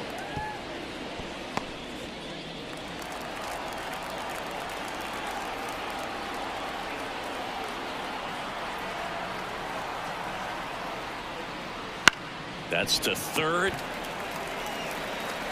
Third out. Braves strand 1 as the lead remains 3-1.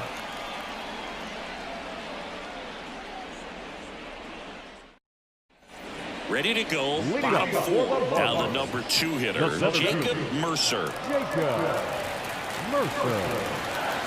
The pitch. And a foul ball.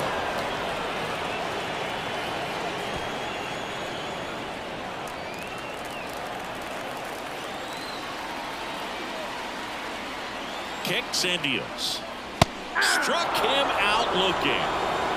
Well, just a beautiful fastball on the inside corner for that backwards K right there. I think the hitter saw it all the way coming from that opposite arm angle. So I got to think he was looking away and just got locked up by the hard stuff boring in on his hands.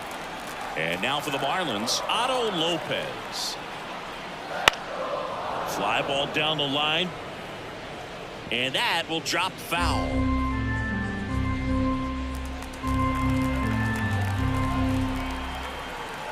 One down, base is empty. Lifted in the air, right center field. Acuna after it. He's got it. And there's two away.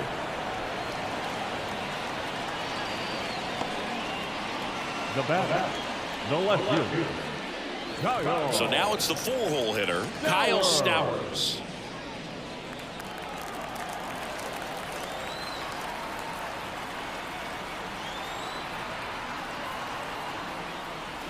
Swing and a miss. Nice changeup. Man, he really sells the changeup with that arm action.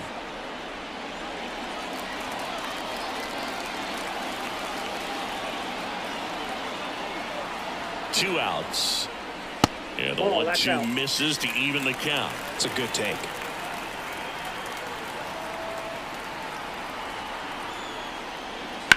Ripped on a line. That one outs against the fence. And that's a two-out double. Hooked around that pitch on the outside, but he was still able to square it up pretty nicely. And that takes quick, strong wrist to pull that off.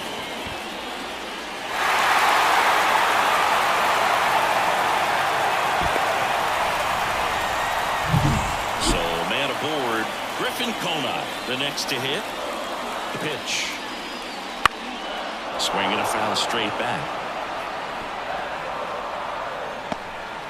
The Braves leading by 2. We're here in the bottom of the 4th.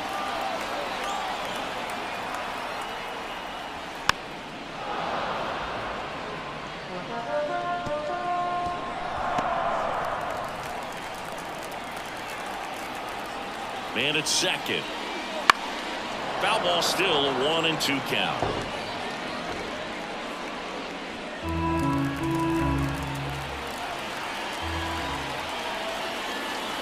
Righty delivers. Breaking ball, and that got him. He had him 1-2, and he ends up hitting him with a pitch. So 2 on with 2 away. Agustin Ramirez, the next up for the Marlins.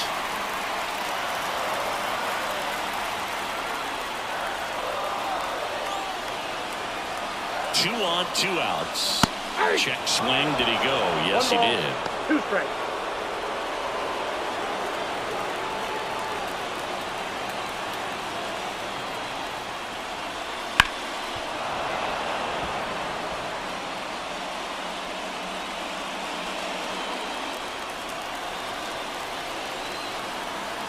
Right-hander kicks, deals, stays alive.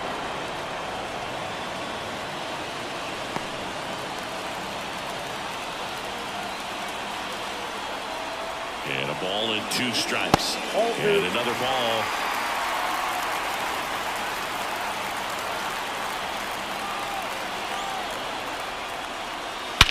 That one is absolutely belted. That's back there. And out of here. A soaring shot to center. Home run number 15 on the year. It's 4-3. Maybe he's starting to break out of this mini slump. That's the type of swing that makes you think good things are coming his way.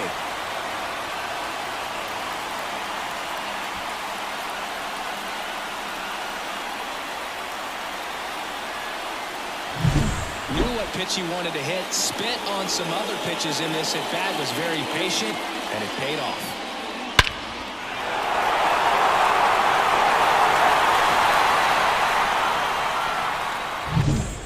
Norby, the next up for the Marlins.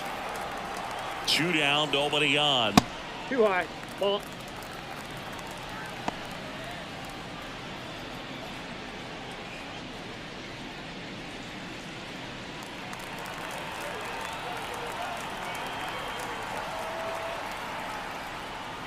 That's off the mark. 3-1.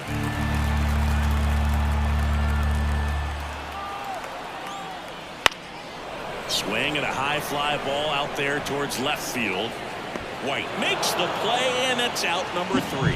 But the biggest swing of the inning comes right here, a 3-run homer. It's now a 4-3 ball game. Back after this on the show.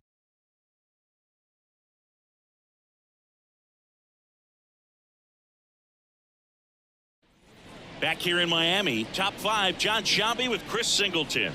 And leading it off, Ozzie Albies.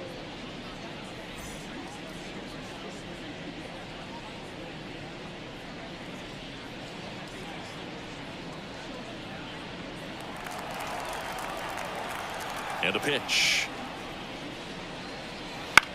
Chopper to second. And that one handled. Throws to first. And Albies is retired. Now back, left fielder, Eli White. Back to the top of the lineup. And now Eli White. One down, base is empty. Fastball for a strike. Signs of activity in the pen for the Marlins. Tyler Phillips up and throwing. Gibson getting loose as well.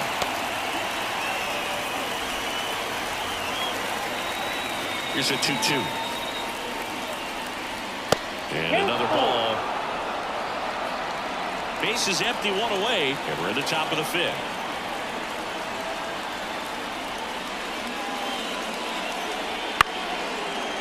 Comebacker to the mound.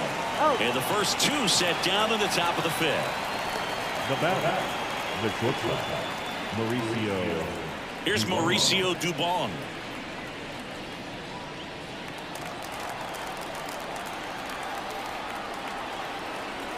Two outs. Rip, but it curls foul. Looked like you got a little excited on that fastball. Got to think to yourself, you want to stay up the middle. That way, if you're a little bit early, you hit it out of the ballpark. If you're a little late, opposite field knock. Next pitch misses, and that's ball 3. He should get a pretty good pitch to hit here with 3-hole hitter coming up if he's walked.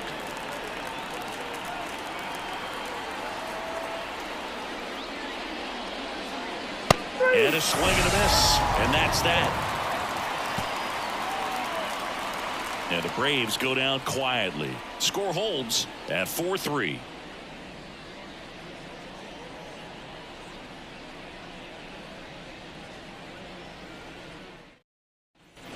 And welcome back to the ballpark.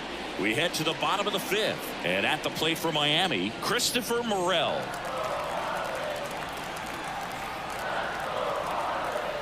And the right-hander deals. That's down and in.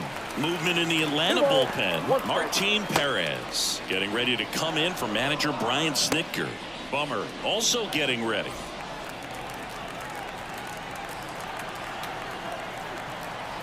Two balls and a strike. Here it comes. And that's in for a strike.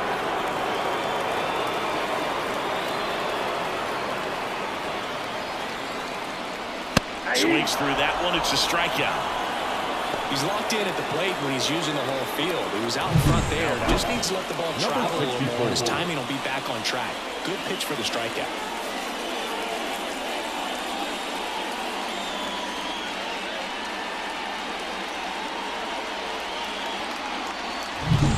And now the DH, Hernandez.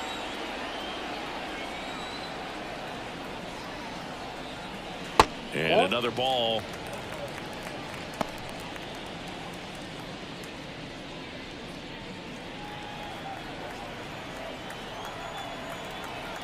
And a pitch.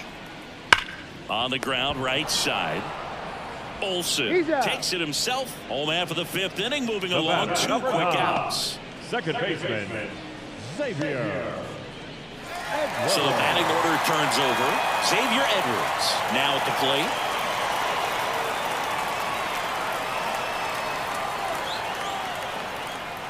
This is important. If he can go 1, 2, 3 here, will be a very positive sign for him and for his team. And he deals. Got him swinging. Nothing doing for the Marlins. And it remains a 4-3 game.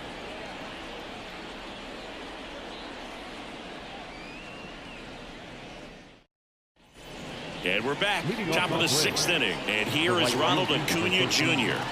Ronald Acuna Jr. The 1-1. Just missed.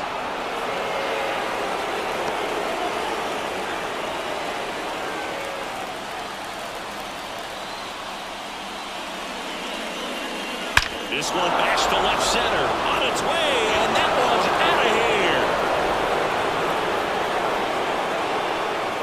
Another homer. He's done it again.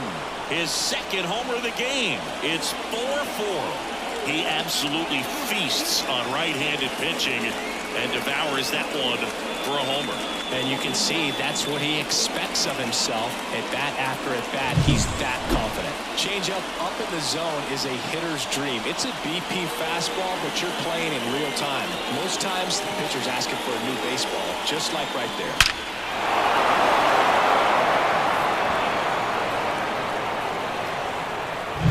So it's all tied up thanks to the home run. And next will be the cleanup hitter, Matt Olson. Now a screamer into the outfield. Tony hauls it in, and there's one away. It was all over that fastball right there. I tell you what, if he gets under it just by a fraction of an inch or a little bit more, that's way back. And now here is Holden.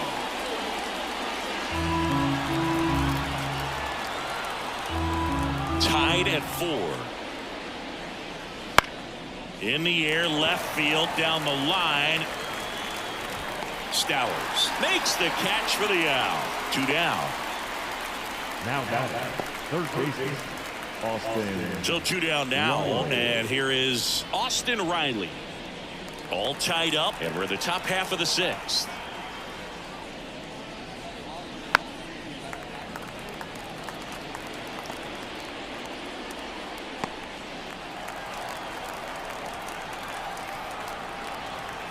Right-handed reliever. And that one is lifted in the air. Konai moving under this one. He's there. He's got it. And that is that. Braves draw even on the solo homer. It's now tied 4-4.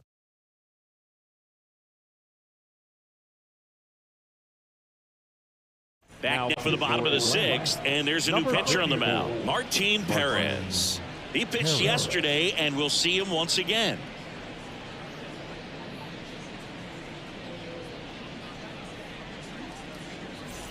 And now for the Marlins, Jacob Mercer.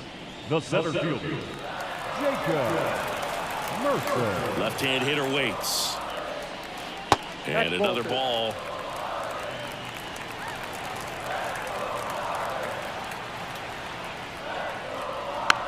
Bounce to the right. Albies tosses to first.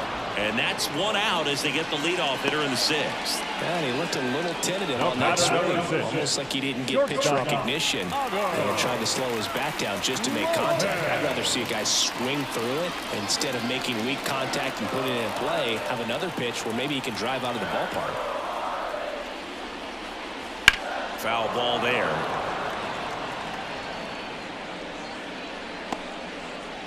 One out, bases empty. And this is inside. The Braves bullpen has some activity. Tyler Kinley up and loosening in the pen. Young getting cranked up as well.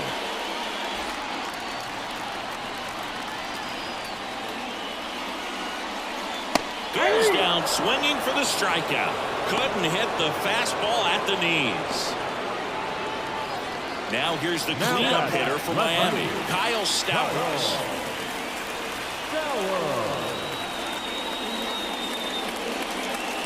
And another ball.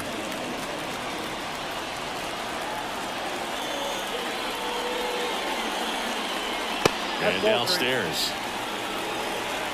2 down, nobody on. Here in the bottom of the 6th. Back to the mound. It hit him. Can't pick it up with the bare hand. Safe at first, no play. We'll see how they score this. And now they'll hustle out to check on him. That was quite a shot he took as you see him down on a knee. Yeah, clearly in some real pain, but he will not want to come out of this game if he doesn't have to. It's looking to me like he's going to try to shake it off and continue. Griffin Conine, the next up for the Marlins. Conine, a guy who's really opened up some eyes in his first major league season, hoping to finish strong in September, too.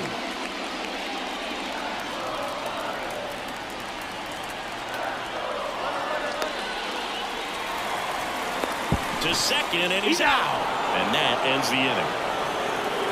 Through 6, all square, 4-4.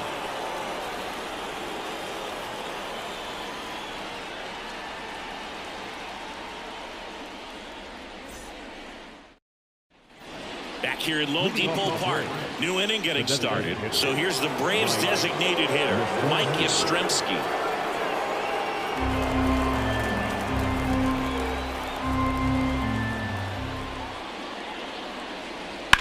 Ground ball right side. Oh, nice play.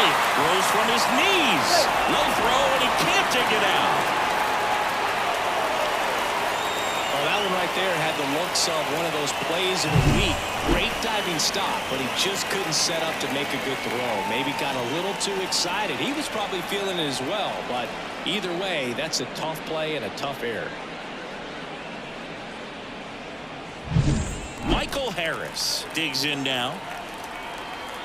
Ball to strike. 2-1.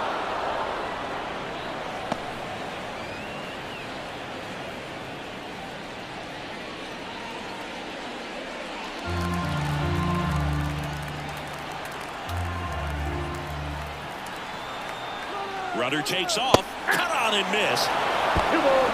For the second. Not a fast runner on the base pass, so this kind of looks like it was a hit-and-run call from the dugout. Got to make contact some way or somehow because that guy's not going to be able to steal second base and be safe.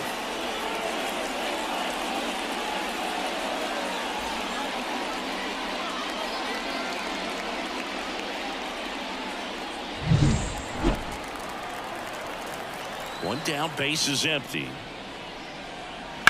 Hard ground ball, base now.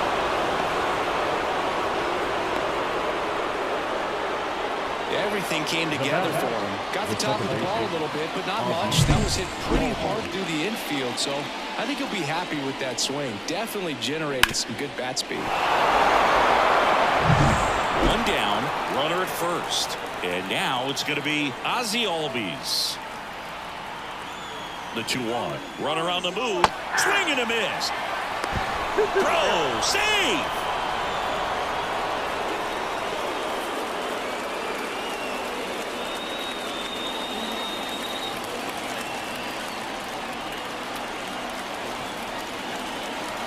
Righty to the plate. Chop to first. And Albies is retired. Not a bad outcome in that spot. The runner moves up to third, and now they have a chance to drive in the go-ahead run. It's not a knock, but at the end of the day, it's a good at-bat. Eli White next up for the Braves. 2 down, go-ahead run in scoring position. Headed down the line, and that drops foul.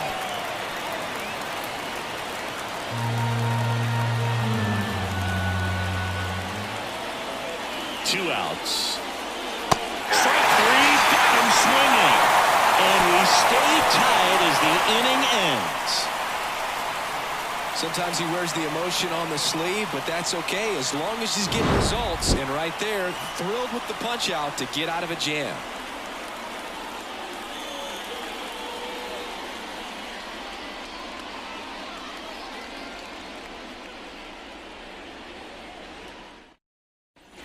Bottom of the inning. Now it's the right fielder, Griffin Conine. The right fielder, Griffin Conine.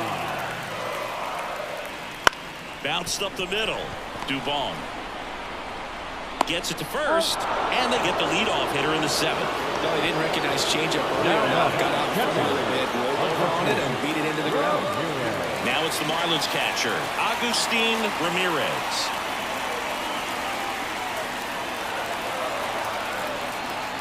And a pitch. Swing, and that ball smashed on a line. Hauls it in for the out. And there are 2 outs. Good piece of hitting right there. Nice hard line drive to the outfield. You're trying to get on base and represent that go-ahead run. Can't hang your head on that at all.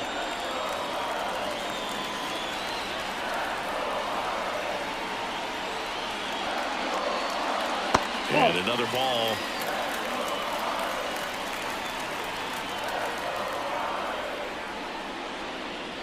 And strike 2. 2 balls, 2 strikes. The pitch. Got it by him for the K. And 1, 2, 3 go the Marlins. This game's all tied at 4.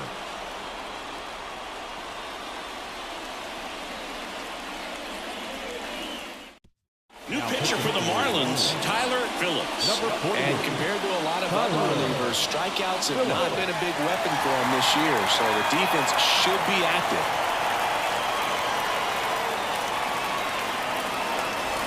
So digging in, Mauricio Dubon. The shortstop, Mauricio Dubon. That's a little bit low. I almost feel like he's frustrated a little bit. He wants to be challenged. Ronald Acuna Jr. to bat next. That one finds the zone. Look out now. As a hitter, you don't know what to expect here in the 3-2. I can't throw a breaking ball 3-1. And a swing and a miss. And now 1 away. Well, that did seem to be over as soon as it started. 3-pitch strikeout. You've got to do better at the plate right there. At least to foul something off, extend that at bat.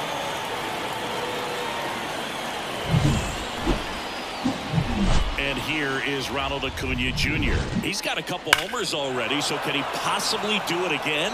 Come on, man. Of course he can. Those 2 he hit were legit. And he looks pretty locked in right now at the dip. Base is empty, 1 away, and we're in the top of the 8th. Line drive. He hauls it in. 2 away. Hey, man, 4 pitches, 2 outs. That is an excellent base. The first baseman, Matt Olson. Here is Matt Olson.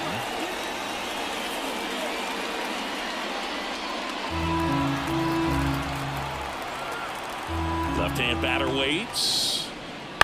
And a foul ball.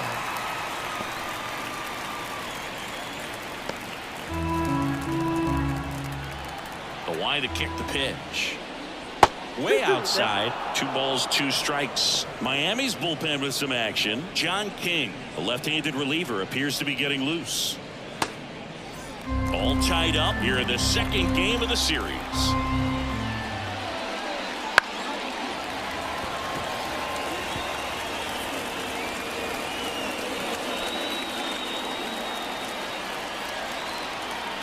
The line of the pitch.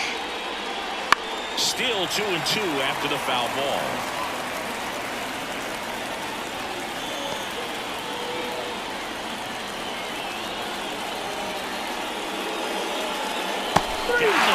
And it's a 1-2-3 inning for the Braves. 3 up, 3 down for them there. Home half of inning number 8 straight ahead. And we are tied 4-4. Back now, new pitcher on the mound as we roll into the bottom of the 8th. Tyler Kinley. He doesn't get a lot of strikeouts compared to other relievers, so he relies on getting that soft contact and the defense doing the work behind him. They'll have to be on their toes with him on the bump. Christopher Morel getting ready to hit. The first baseman, Christopher Morel.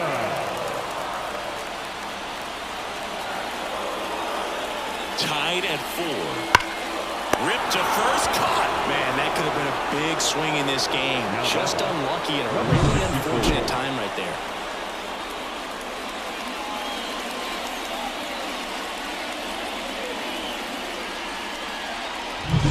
Now here is Hernandez. The pitch. Fastball for a strike.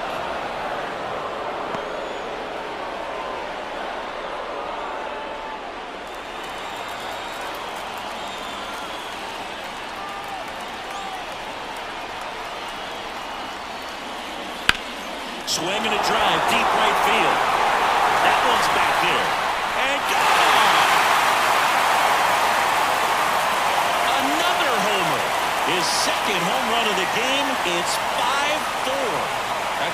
great way to fire up this crowd. They're feeling it now.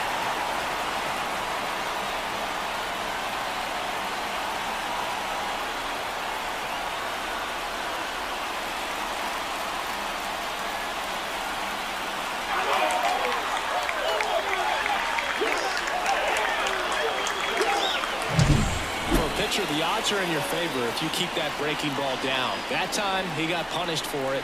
Hitter just did a really good job of staying within himself and getting the barrel to the baseball.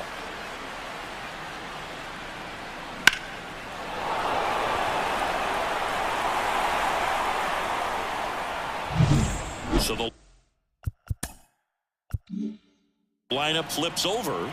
Now it's the Marlins leadoff hitter, Xavier Edwards. Here's a high fly ball out to center. Harris has a beat on it. Hauls it in, and there's 2 away. It's a good recovery, though, after giving up the home run. Not allowing it to stay in the head, but going to work at the next hitter, and a tough one at that. 2 outs, base is empty. Jacob Mercer, the next up for the Marlins.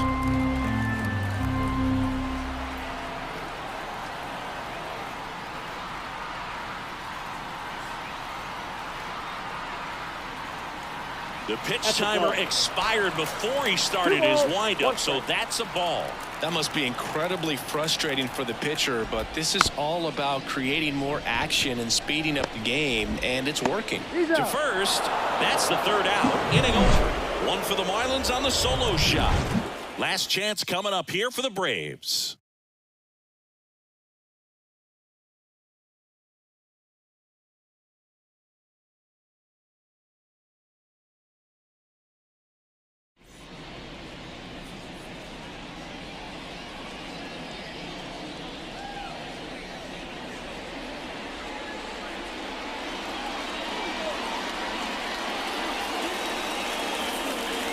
Welcome back, and here comes the closer, Anthony Bender.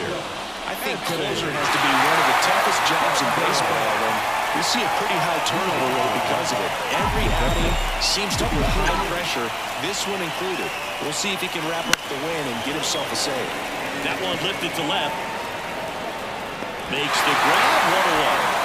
Such a confidence boost for a reliever to come into the ball game and get the first hitter he faces. Just makes everything slow down a little bit, and then from there can really settle in. Looking to get the tying run on base.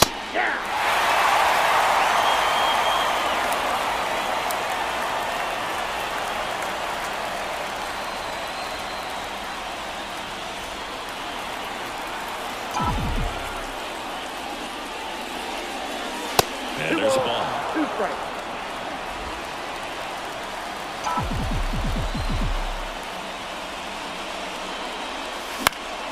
In the air, right field. Sizing this one up. Brings it in. And there's 2 away.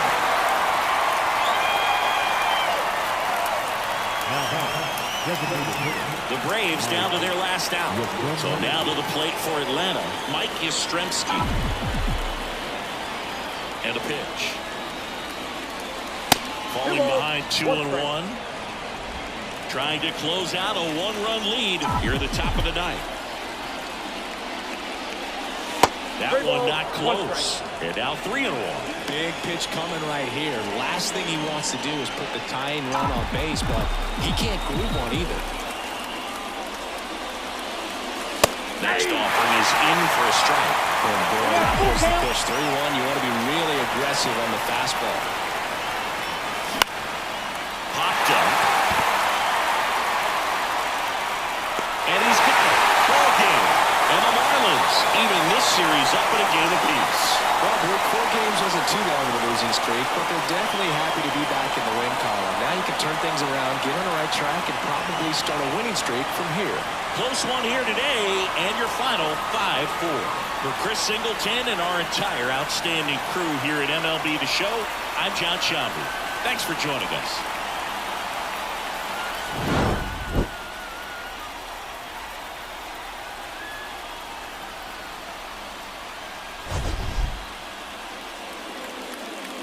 Here now is our final line score for this afternoon.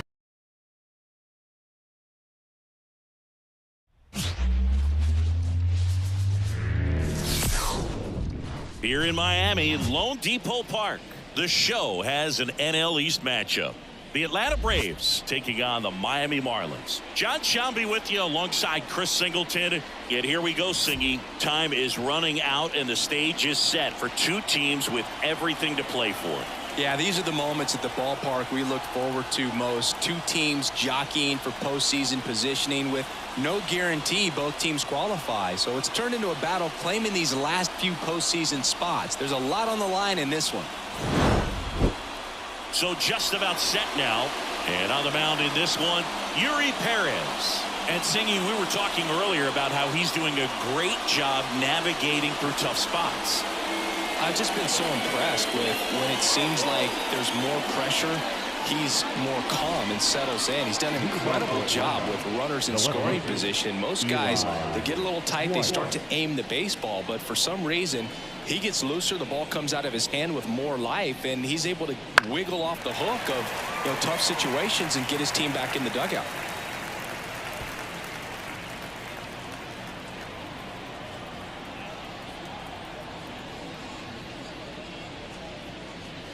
Swings and misses. It's a strikeout. Slider got him for strike three. Very frustrating right there as a speedy potential base runner. With two strikes, you just struggle to put the ball in play. You don't even have to get a hit at that point. You can help your team just by reaching on an error, but some way you got to find a way to shorten up the swing and put the ball in play next time. Here's Mauricio Dubon, and that one is lifted in the air. Ruiz calls it in, 2 away. Here's the Atlanta Braves lineup. All right, Siggy, how about all the talent in this lineup? They're deep, first and foremost, but the way that they can manipulate their personnel for matchups and everything else, it's very intelligent the way that they use their team, and I think it creates a little bit of uncertainty for opposing teams, especially in a big game, big series. And a pitch. And there's a foul ball.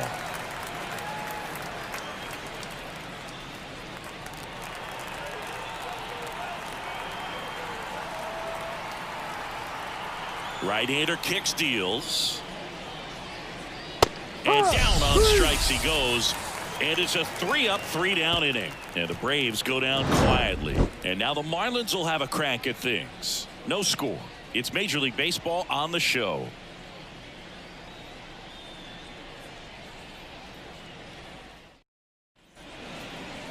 Back here with my pal Singy. And starting this one, Chris Sale. Singy, he's managed to rack up a lot of innings on the mound this season. And Boog, this guy's getting close to 200 innings on the year. You know, there's some milestones that pitchers go after. One of them 20 wins. But another one that we don't talk about a whole lot is that 200-inning threshold. To be able to surpass that says that, hey, they prepared themselves for the season. They were able to stay healthy, and they were able to pitch effectively enough to stay in ball games long. This one swung on and hit well. Way back there. And out of here. To the second deck it goes. The Marlins on the board first. It's 1-0. That's exactly what this crowd wanted to see in this spot. He blasted that pitch.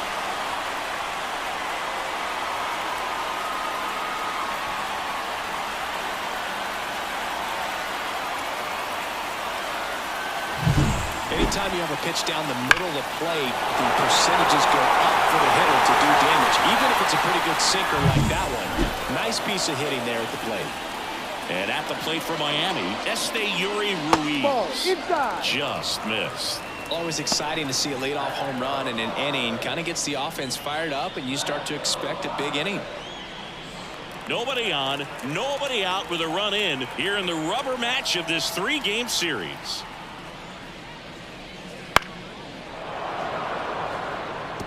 With the big bats coming up and a home run already surrendered, he's really going to have to execute against these next couple of batters. Got him. And that's the first out. Nice recovery after giving up the homer. Well, this is no secret. That slider is going to be his go-to pitch. Everyone in the ballpark knows it. It's a massive part of his arsenal, and he'll throw it a lot and in pretty much any count, any situation, and he's going to look to punch guys out as well. This one's into the gap in left center, and that should be extra bases. And he starts his afternoon off right with a double. couldn't have timed it up any better than that. That pretty much split the zone down the middle, and those are the ones where you got to make them pay.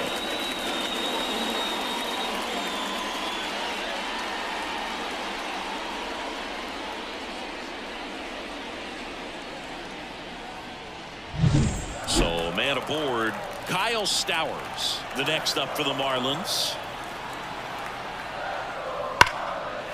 And that's ripped into left, base hit, around third, fires it to the plate. It's off the mark, and he scores. And they lead by 2. Comes through with the RBI. Showed a willingness to drive that pitch the opposite way. Didn't get jumpy, didn't try to pull the ball. He let it get deep, took the barrel right to it, and then extended through the swing for the line drive base hit. And now they've got some speed on first, so we'll see if they try to get him into motion. And now for the Marlins, Griffin Conant.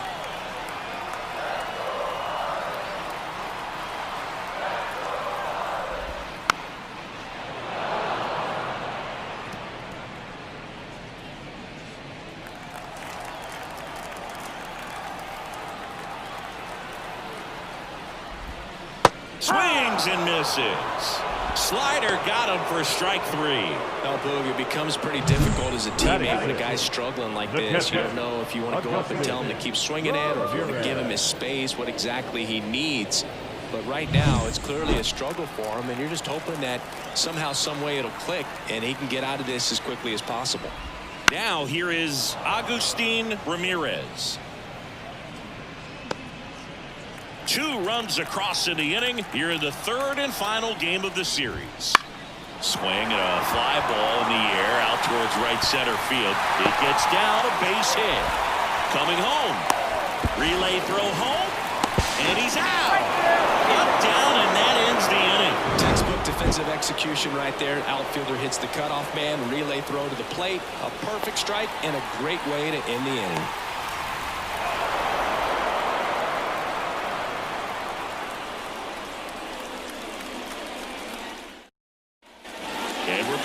And here is Matt Olson.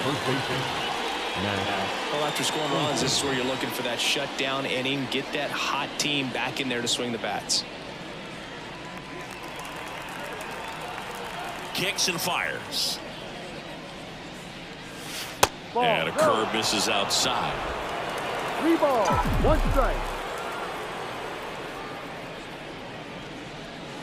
Fastball in for a strike, and the count's full. Joe McDonald, our umpire behind the dish. Yeah, Bo, Joey Mack, sometimes a little tough to figure out. We may see some hitters and pitchers asking him where a pitch was here or there, but most of the time he keeps it reasonable. Outside, and that is ball 4. Well, a great back and forth, and that at bat. Getting to play off some really close pitches, and somehow, Bo, he found a way to keep the bat on his shoulder right there. I'll tell you right now, I couldn't have done it. Next to hit, Bolden. Check swing on the 2-1, appeal to third. No swing, says Freddie Ferguson.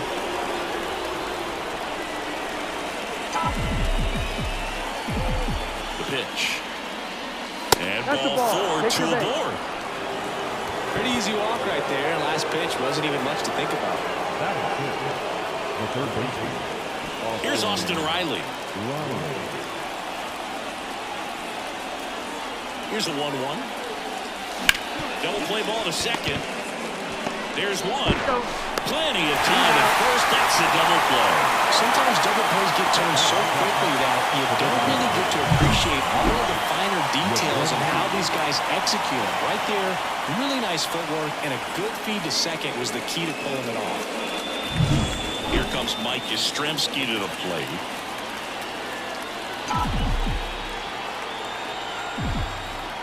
Two outs. Swing and a miss as he was late that time. Well, the best way to shake off yesterday's struggles is to get on the board early. They've got a guy in scoring position. They've got to find a way here to get him in. The 1-2. Right side, hard hit. Tosses to first. That's an out. Out number 3. One left for Atlanta. They trail it here 2-0.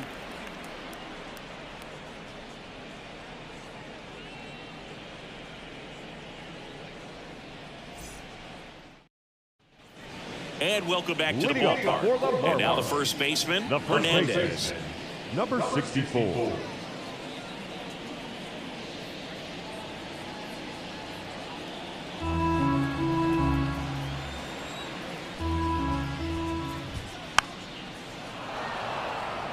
Saying he wasn't very sharp in the first, got hit around a little bit, just wasn't able to locate particularly well. A lot of stuff in the fat part of the plate. Yeah, Boog, he wasn't fooling anyone. It's a tough place to be because it's not always obvious what adjustments need to be made. Sometimes it's location, sometimes it's being too predictable. Sometimes you're tipping your pitches. He's going to need to figure it out quickly, though.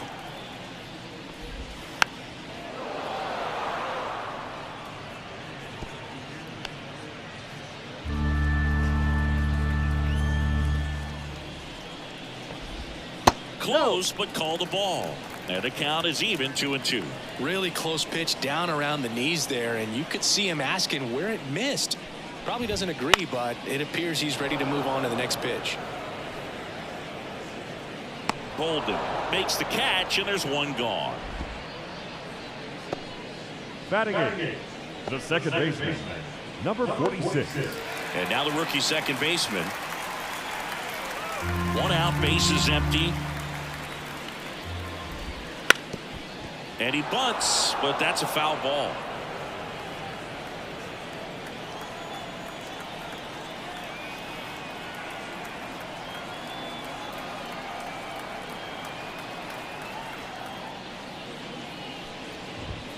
Sets him down looking. Couldn't pull the trigger on the fastball at the knees. Batting none. 2 outs, bases empty. Connor Norton, the next up for the Marlins.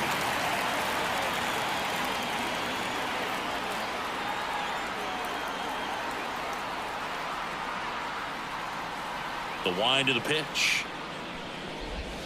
Ball 2.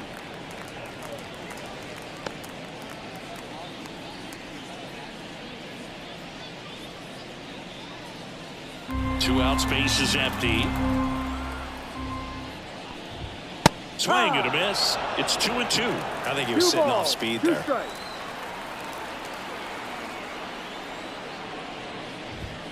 Swings and misses, struck him out. Miami down in order. They're up 2-0.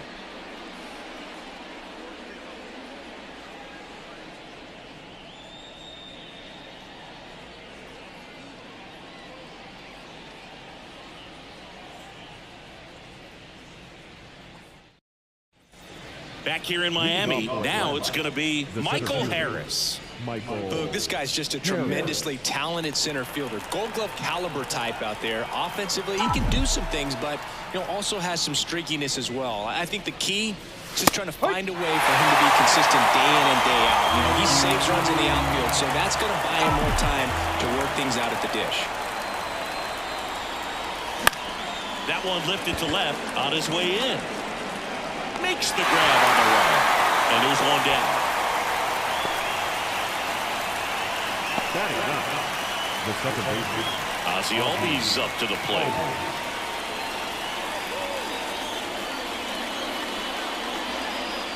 The Braves trailing by 2. We're here in the top half of inning number 3. Next offering is down low. It's a good take.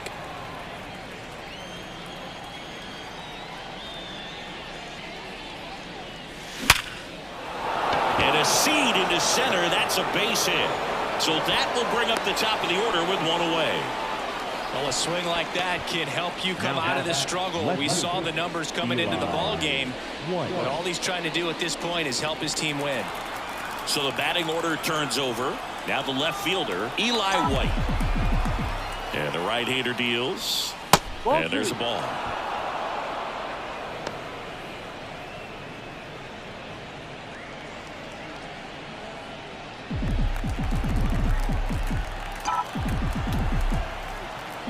And the righty deals.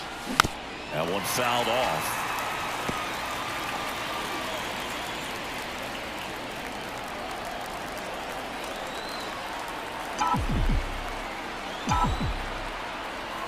Righty delivers. swing and a ground ball up the middle. That's a base hit. Albies makes the turn at second. They get it in quickly. So first and second now, one out. Showed some really nice patience in that at bat. Worked himself into a good count. Really nice job staying up the middle with his approach. He didn't try to do too much with the pitch. Just shot it through the infield.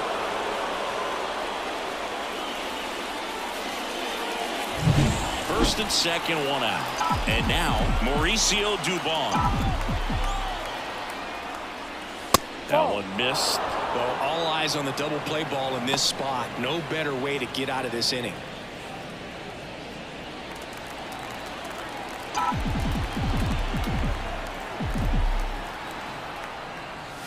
Late with the swing there.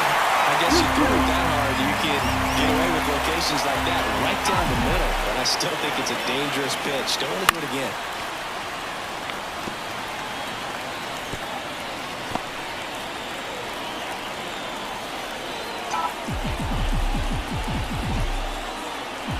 And here it comes. And another ball. He should get a pretty good pitch to hit here with three-hole hitter coming up if he's walked. Albies, the lead runner out at second. White over at first with one away.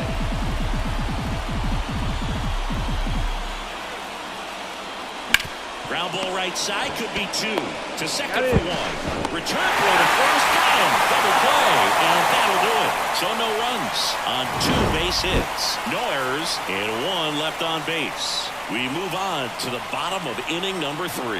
It's the Marlins 2 and the Braves nothing.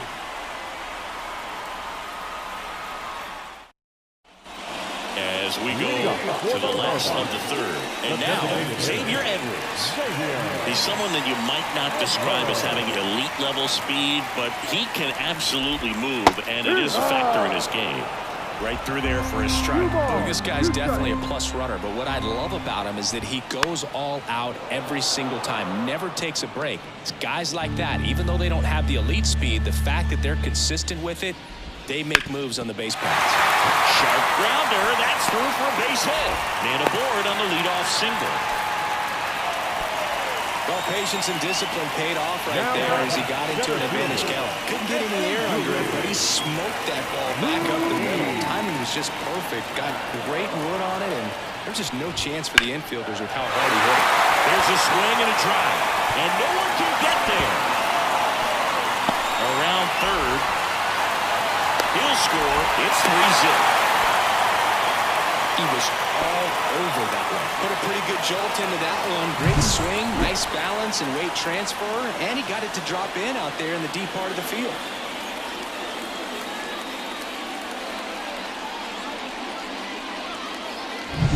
And the batter will be the shortstop, Otto Lopez. The pitch. Go Chris through the early stages. He hasn't been very efficient in terms of the pitch count. He's going to need to get some quick outs if he's going to get deeper into this game. Knocks that one away, and we'll do it again. 1 on, nobody out, a run in here in the last half of the third. Got it by him for the K. Well, when you commit to throwing an inside fastball to your glove side across the strike zone, especially with 2 strikes, if you're going to miss, you want to miss off the plate in. You do not want to leave it out over the heart of the plate. So that was excellent execution on that pitch. Really tied him up, and he couldn't get a piece at all. Man at second. Fouls one off. 2-2.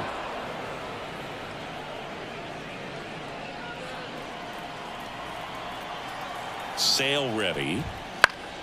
And a pop-up right side, foul territory. Olsen drifts towards it. 2 away now. It is interesting, though, when you consider the way the game is run now. Doesn't even matter that much if your starter doesn't go that deep, because teams are really aggressively building their bullpens. Now it's the right fielder, Griffin Conine. Runner at second, 2 down. Runner takes off for third. The 1-1 is fouled off.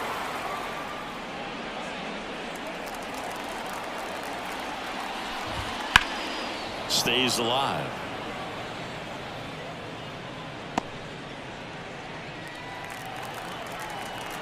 Man on second, 2 down. Got him looking. That's a strikeout. But a run single score in the inning on this RBI double. It's now 3-0. You're watching Atlanta Braves baseball on the Show South.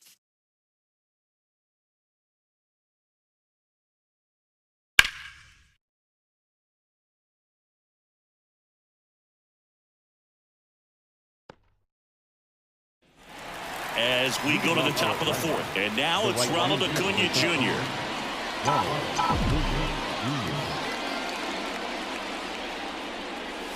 And another ball. You know, these Braves, as this game goes on, have to be more disciplined at the plate. So many of their outs have come from weak contact on pitches they're chasing outside of the strike zone. You can't do much of anything with those locations, and that's been true again today. Swing and a miss. That one at 99. Full count now.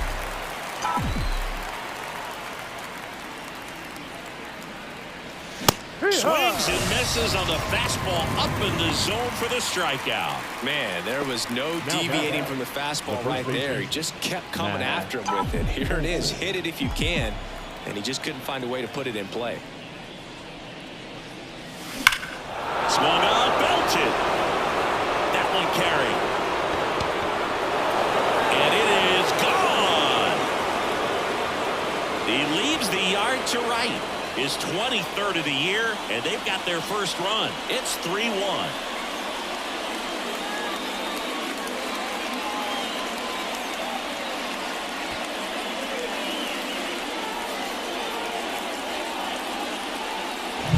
Well, I'm not really sure how he kept that fair. When you're out in front of a breaking ball like that, it's such a good chance that it's going to hook foul, but not this time. He kept the hands moving forward just long enough to sneak it inside that foul pole. Here's the catcher, Bolden. Strike on the inside corner. Full count.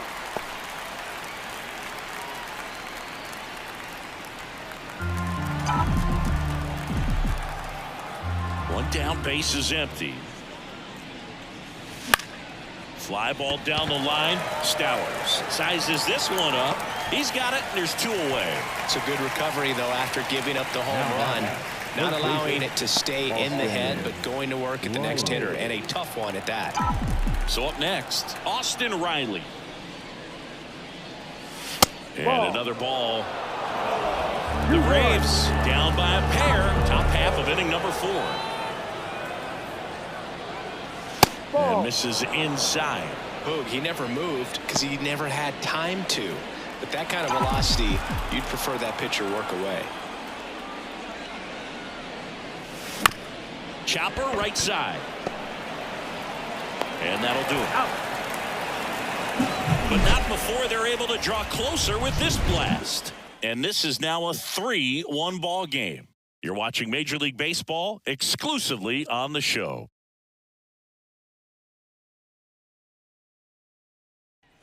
Back here at Lone Depot Park, John Sciambi and Chris Singleton with you. And leading off the bottom of the 4th, Agustin Ramirez.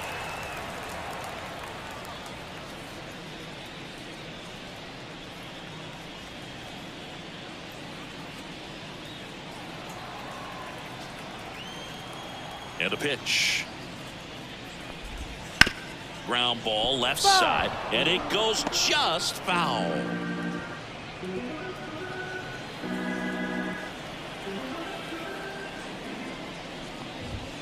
Fouls it off, still 1-2.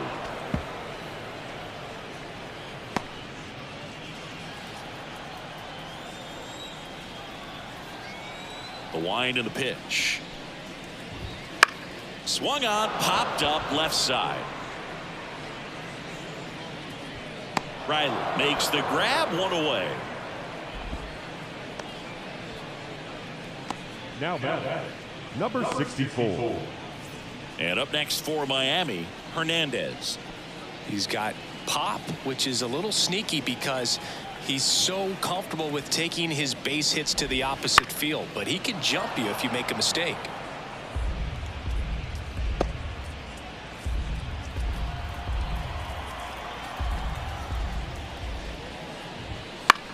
That smash towards center.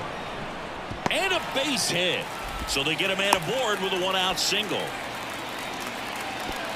Just a very nice Number approach and 46. swing right there to use the big part of the field. Everything was on time. He stayed balanced through the entire swing and just launched that one into center. Runner on at first with one gone. Here's the second baseman. Next offering 2 upstairs. balls, 1 strike.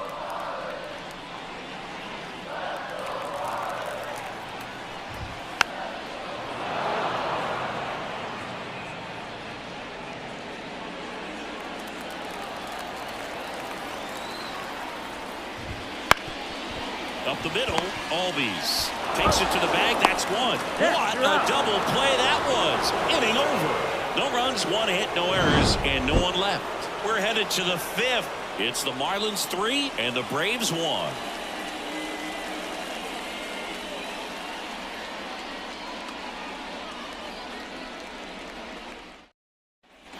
And we're back. And now the DH, Mike Yastrzemski.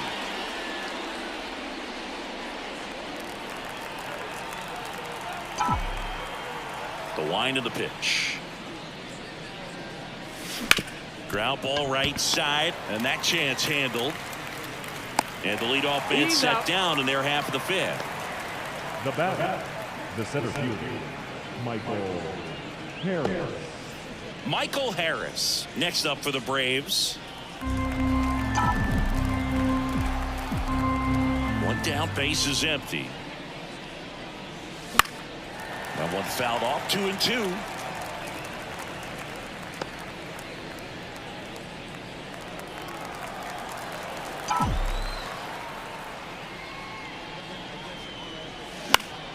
Gets a piece and stays alive.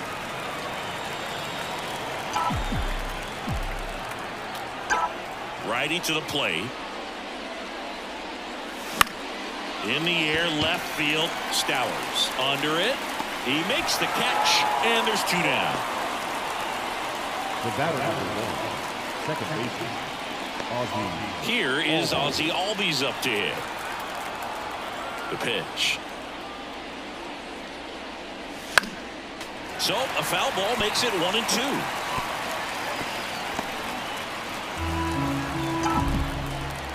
The line to kick the pitch. Swings through that one. It's a strikeout. Braves are set down 1-2-3. Score holds. It's 3-1.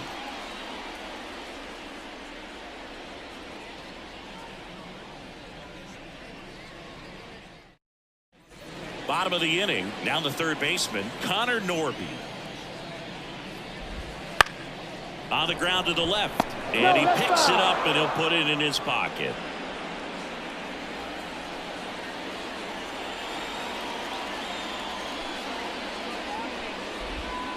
Swing and a miss. Struck him out. Picks up strikeout number 7. Definitely made him chase a little bit out of the zone right there. I don't think that's a strike if he takes it. Pretty textbook pitching. Get ahead in the count, get the guy in the box on his heels, and then force him to chase your pitch where he doesn't have much of a chance to do any damage. That misses, and it's 2-1.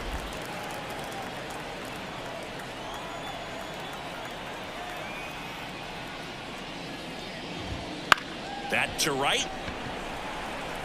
Under it is Acuna to make the grab.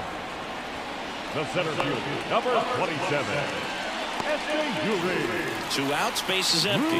Esteury Ruiz, the next up for the Marlins.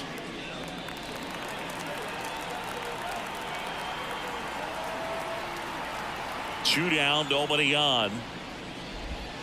Falling behind outside. 2-1.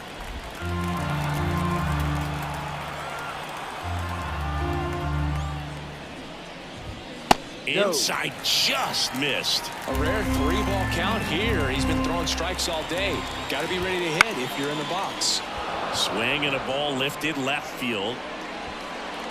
He's got it, and that'll end the inning.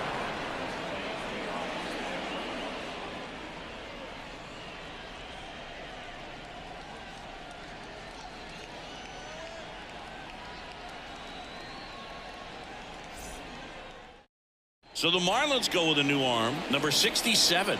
And this is an important part of this game. Tight score and still a lot of outs to get. So they're looking for a big outing out of him right here to get some critical outs. So the lineup flips over. And now here's a speed threat. Outfielder Eli White. Line to left. Hits it away for the out.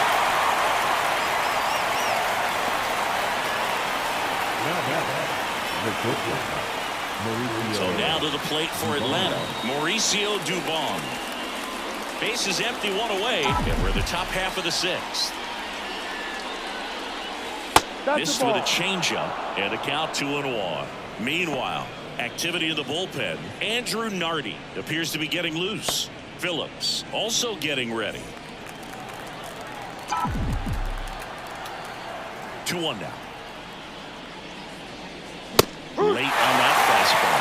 Pitching has been pretty dominant in this one, but you got to be careful not working with too big a lead. They can get right back in this ball game if you're not careful. Line drive. It's never fun going back to the dugout after hitting the line drive that blinds a glove, but you will get some high fives. You know, when you make great contact, you feel like you've done everything right. But in this game of baseball, not everything is in your control. 2 outs. Swing and a ball hammered left field. Back there. That's long gone. An absolute smash to left. His 34th of the season. It's 3-2. Singy, that's his 199th career home run. Well, 200 homers is an exciting number for anyone to get to. He's got to be looking forward to that next one a lot. That one was a hanger, and pitchers typically don't get away with making a mistake like that. And right there, he made him pay. So 2 away with nobody on. Matt Olson up to the plate.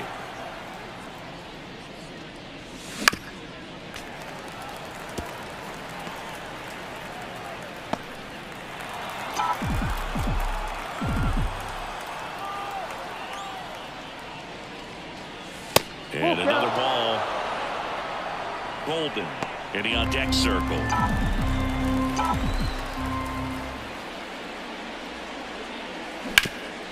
Oh, he gloves it.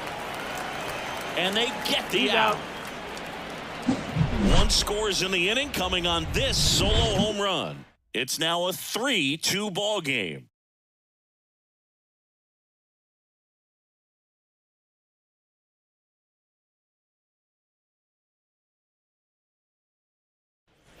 And welcome back to the ballpark. Bottom of the 6th at the plate. Otto Lopez. The 1-1. And that one sliced foul.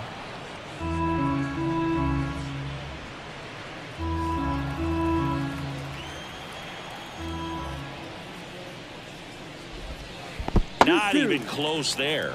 2 balls, 2 strikes. Popped up left side on the move. He makes the grab. 1 up, 1 down. The batter, the left fielder, Kyle Stowers.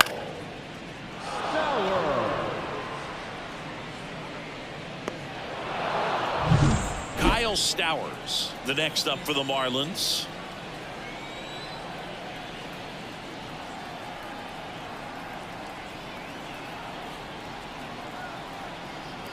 One down, base is empty.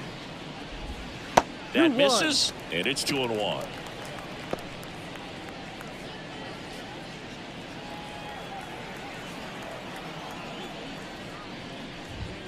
Big swing and a miss. Chris, we were excited to watch him pitch. This is a little more along the lines of what we were expecting performance-wise. Yeah, Boo, great pitchers like this, you may get one opportunity in 1 inning to get to them, to get some runs up on the board. And if you don't take it then, you may see zeros the rest of the ballgame. Griffin Conine, the next up for the Marlins. Conine, a guy who's really opened up some eyes at his first major league season, hoping to finish strong in September, too. 2 down, nobody on. No base hits in the series for him so far, and it's clearly been a rough one. You just hope he's not pressing too hard, because that just compounds things. It makes the slump even longer. Never seems to help. Never helped me. All Albies over to first in time. 3 up, 3 down, inning over. And the Marlins down quietly, but they're up 3-2.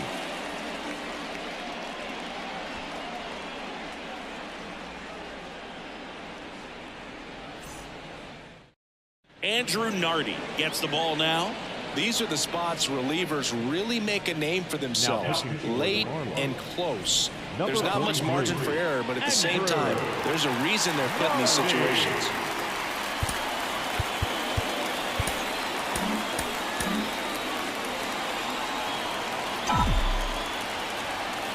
Looking to get the tying run on base.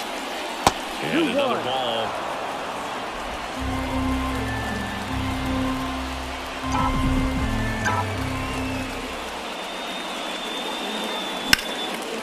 Line drive, base hit. Off to a good start with a leadoff knock.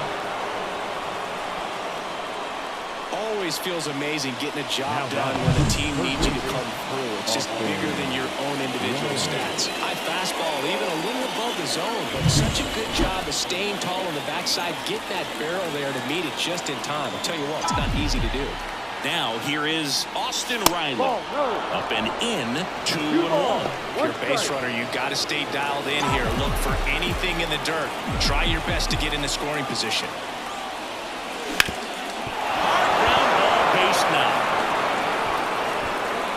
Throw back in quickly.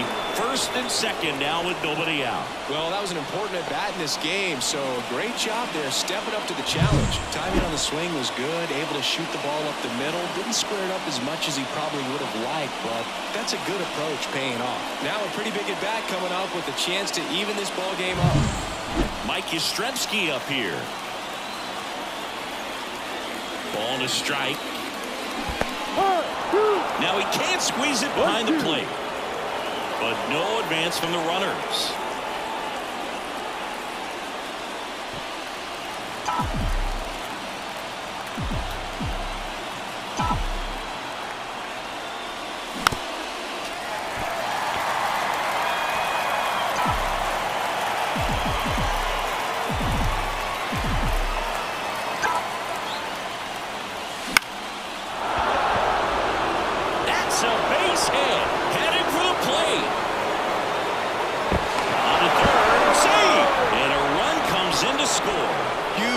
To bring home the tying run at this point in the game. There are a lot of nicknames people have attached to hits like that. Blooper, flare, duck snort, lawn dart, etc. But whatever you want to call it, it's a knock. And those are the ones that'll make you smile as a hitter just about every. New pitcher for the Marlins, Tyler Phillips. Don't expect to see a whole lot of swings and misses, but he's going to compete out there on the mound. Here's the center fielder, Michael Harris. Pitch on the ground, right side. Finally gets the first out here on the grounder. If you want to be a great defense, you have to deliver consistently. It doesn't matter how many highlight reel plays you make if you can't execute the small stuff, just like we saw. So 2 in scoring position with 1 out. And now it's the switch hitting second baseman, Ozzie Albies. Swing and a ball hit out towards left center field. He's got it. Both runners tagging. And now the runner will score from third on a wild throw. There you go. Nice little RBI there. It's a great at bat. Got the job done. Eli White next up for the Braves. And this is a big opportunity for him to pick up his teammate right here. The 1-1. Line, and that's a base hit. In to score is the runner from third. It's 5-3. Got the job done to put him up by 2. That can be a really tough pitch to handle, a front door breaking ball, but he did a great job staying in there, keeping that front shoulder closed, and didn't spin off the ball and hook it foul, which happens so many times. Mauricio Dubon will hit next. Runner takes off. Next offering is fouled back.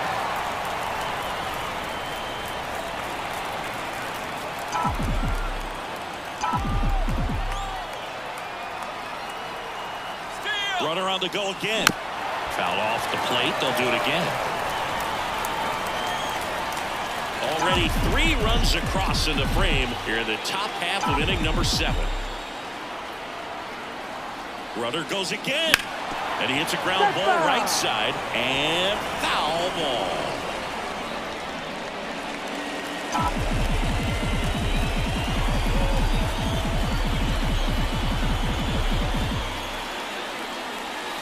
Got him swinging.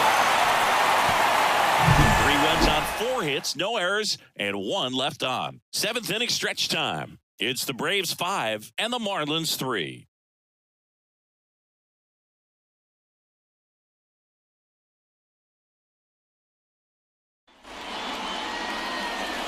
We're back in a new pitcher here to start the bottom of the 7th. Joel Paynes. And one thing on him, he's been really good this season at keeping the ball in the park. Not an easy guy to take deep. Agustin Ramirez getting ready to hit. High chopper to third. Riley fires across the diamond. 1 up, 1 down. The batter, number 64. Hernandez, the next up for the Marlins.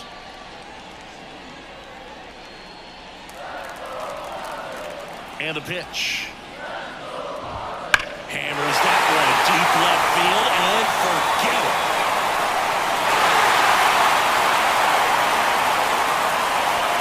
He'll circle the bases. Home run number 20 on the year. It's 5-4. He just sent a jolt of electricity into this stadium with that swing.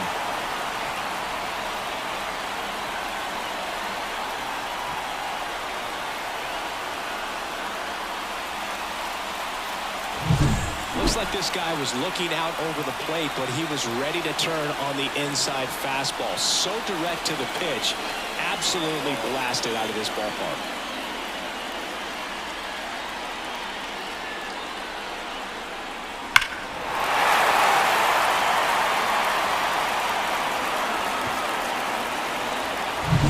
One out, base is empty. Now it's the second baseman. On its way to the corner, sizing this one up. Great catch, foul ground up against the wall. Third baseman, number 1. Here's the third baseman, Connor Norby. Well, they've kept him pretty quiet in this series. Still doesn't have a knock. I know you want to get that first knock out of the way. Maybe more will come, but you got to give some credit to the pitching staff. They've had a great plan against him.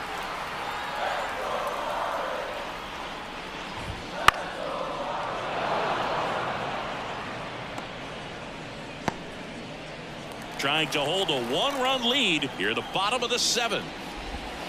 Fights that one away, still 1-2.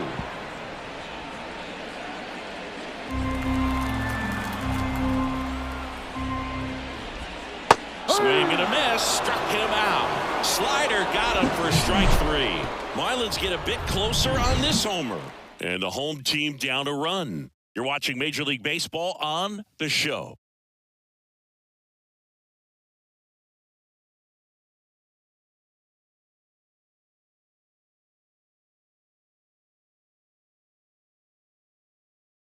Welcome back, and a new arm on the mound to start the 8th. Cade Gibson.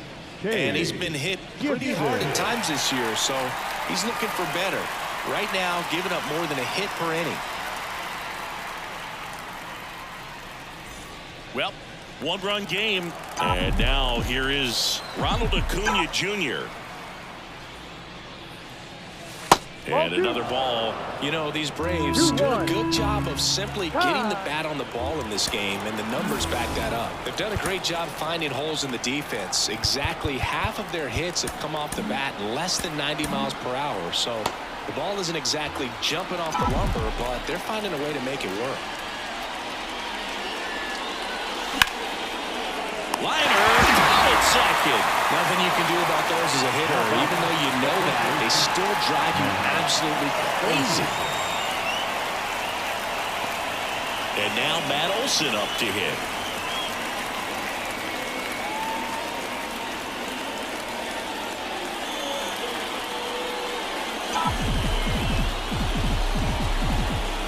One now.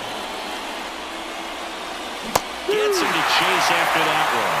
They started in and ended up on the outside edge. Just changing planes and very difficult, especially for a left-handed hitter to track. That misses the zone. 2 balls, 2 strikes. Really good slider. He's up there just hoping that it ends up off the plate away. The other way. He dives, but he can't make the catch. Not in time. He's safe. Well, from the time you're a little leaguer, you're taught to hustle out of the box and give it a full sprint through the base regardless of how you hit it. And he didn't make great contact, but the effort was there, and he earns the base hit.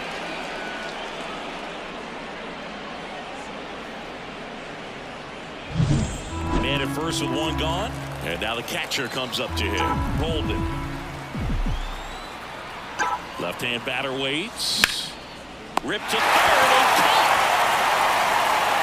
That swing right there tells me he's seeing the ball pretty well. I know it didn't produce a hit, but he made solid contact, and that's all you're looking to do anytime you're at the plate. Austin Riley next up for the Braves.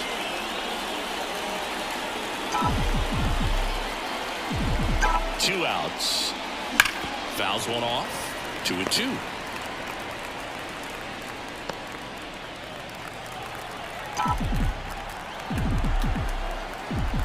At the belt and fires.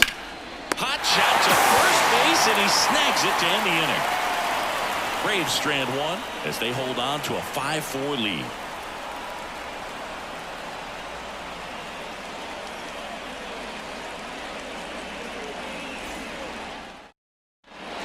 Back now, new pitcher on the mound as we roll into the bottom of the 8th. Robert Suarez. He's doing the ball very well overall this season. He's been really tough to get to. You see that ERA, and that's where you love to be.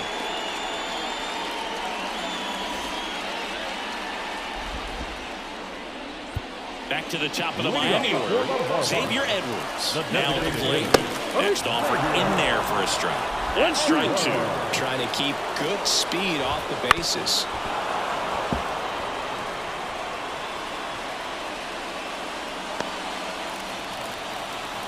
And a 1-2. Line drive.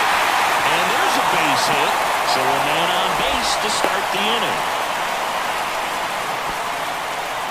Having himself a really nice game at the plate. Nice job of driving that pitch the other way on a line. You know, hitters, they take so many reps in the cages working on going to the opposite field, and it doesn't always translate into the game, but right there it did, and he did it perfectly. And now a chance to maybe get creative on offense with good speed on first.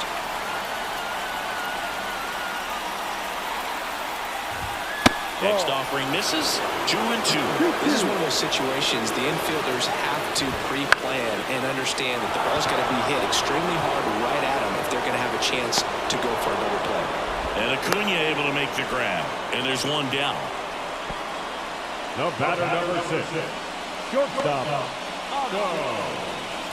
And now the shortstop, Otto Lopez. With the go-ahead run at the plate. Here the bottom half of the 8th inning. Rolled to short, could be 2. Over to Albies. On to Olsen. That's 2. Got the batter to hit it exactly where he wanted. That textbook 6-4-3 double play gets out of the jam and back in the dugout.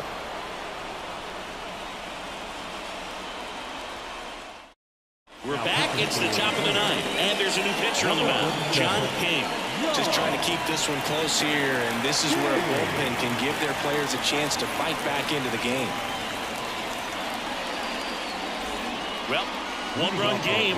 Now it's the DH, Mike Yastrzemski. And he deals. Ball 2.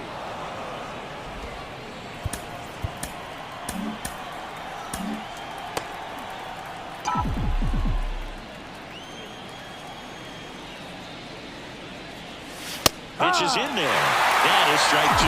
Definitely not a pitch location you're expecting up there as a hitter when you know the guy's got a good sinker ball. If you can get in that location, boy, you've got to look top to bottom, and that's going to make it very difficult to hit. Kicks and deals. Ball Slider 3. misses outside. Full count.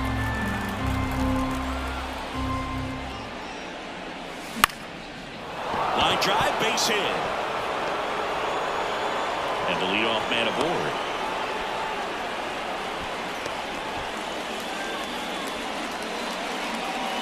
Stepping in, Michael Harris. And now the lefty misses inside. And that's ball 2.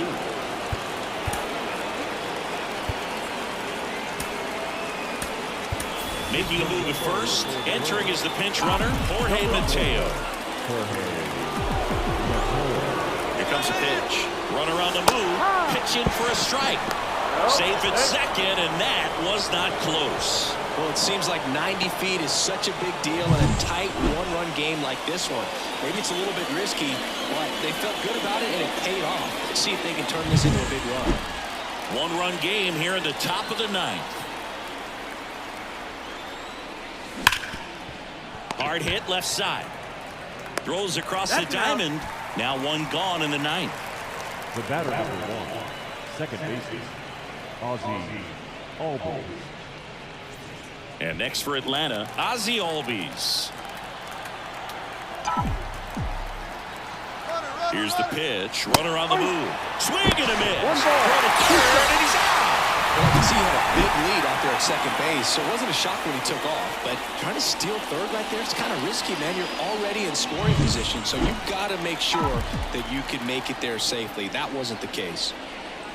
Oh, and he hit him.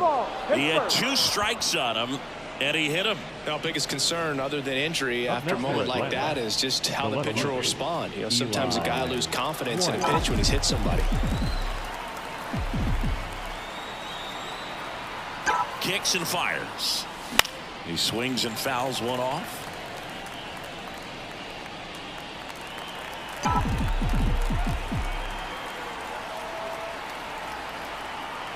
Two outs. And there's a ball.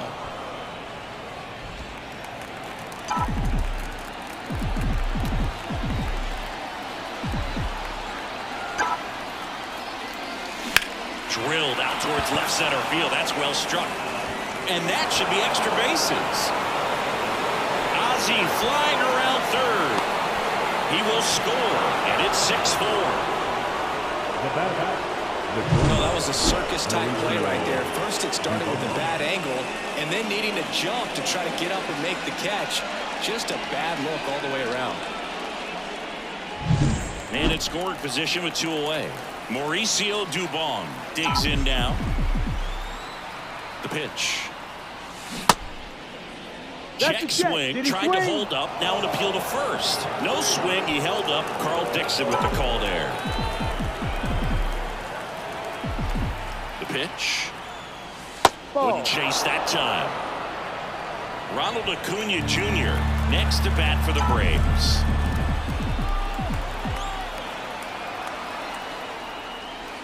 That one finds the zone, and it's 3-2.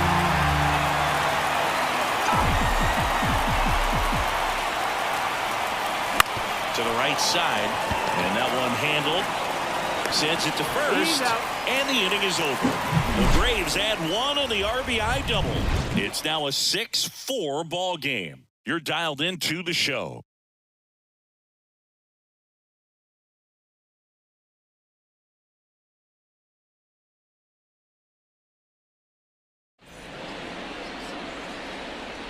Back now, and on the mound, the closer, Raisel Iglesias. Well, he's the guy they hope to turn to out of the pen to lock down wins. So this game has gone to plan, more or less. Let's see if he can wrap it up here. So now it's the 4-hole hitter, Kyle Stowers. The 1-1. Swinging a foul over the screen and back out of play. Hey, look, we'll see how it factors in. I just can't emphasize how much that insurance runner. It's in and out of his glove. And he's going to make it to first. And we'll see how they score. Leadoff man aboard on the air, and that puts your pitcher in a little bit of a tough spot right away to start the inning, not where you want to be. So we'll see if he's able to work around it and pick the defense off. And now the right fielder, Griffin Conant. Swing and a miss, and he is down on strikes for the third straight at bat. He came out of his mechanics there. Typically, he likes to shoot the ball the other way. But that time, a little anxious. He's 2 outs away. And at the plate for Miami, Agustin Ramirez. Comes up empty. That's strike 2. All season long, he's racked up a number of saves, and sometimes the adrenaline doesn't get high enough until there's a runner or 2 on base. Fouls it back with 2 strikes. Just about gives his skipper a heart attack, but that's where he functions best.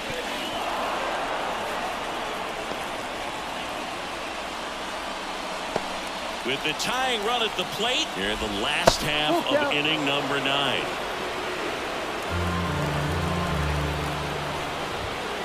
He goes down looking. A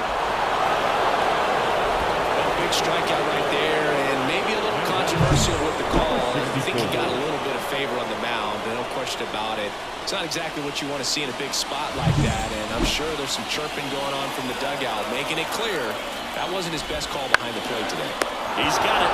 Ball game. And the Braves salvage the finale of this 3-game series. This is a huge win to take this series on the road before heading back home. You go home feeling good about yourselves. You've got some good momentum. But at home, you also have a higher expectation to play well. So they're going to have to maintain the focus because those fans are expecting a lot. And this one ends with a final score of 6-4. For Chris Singleton and our entire crew here at MLB The Show, thanks for stopping by. I'm John Shambi. Talk to you soon.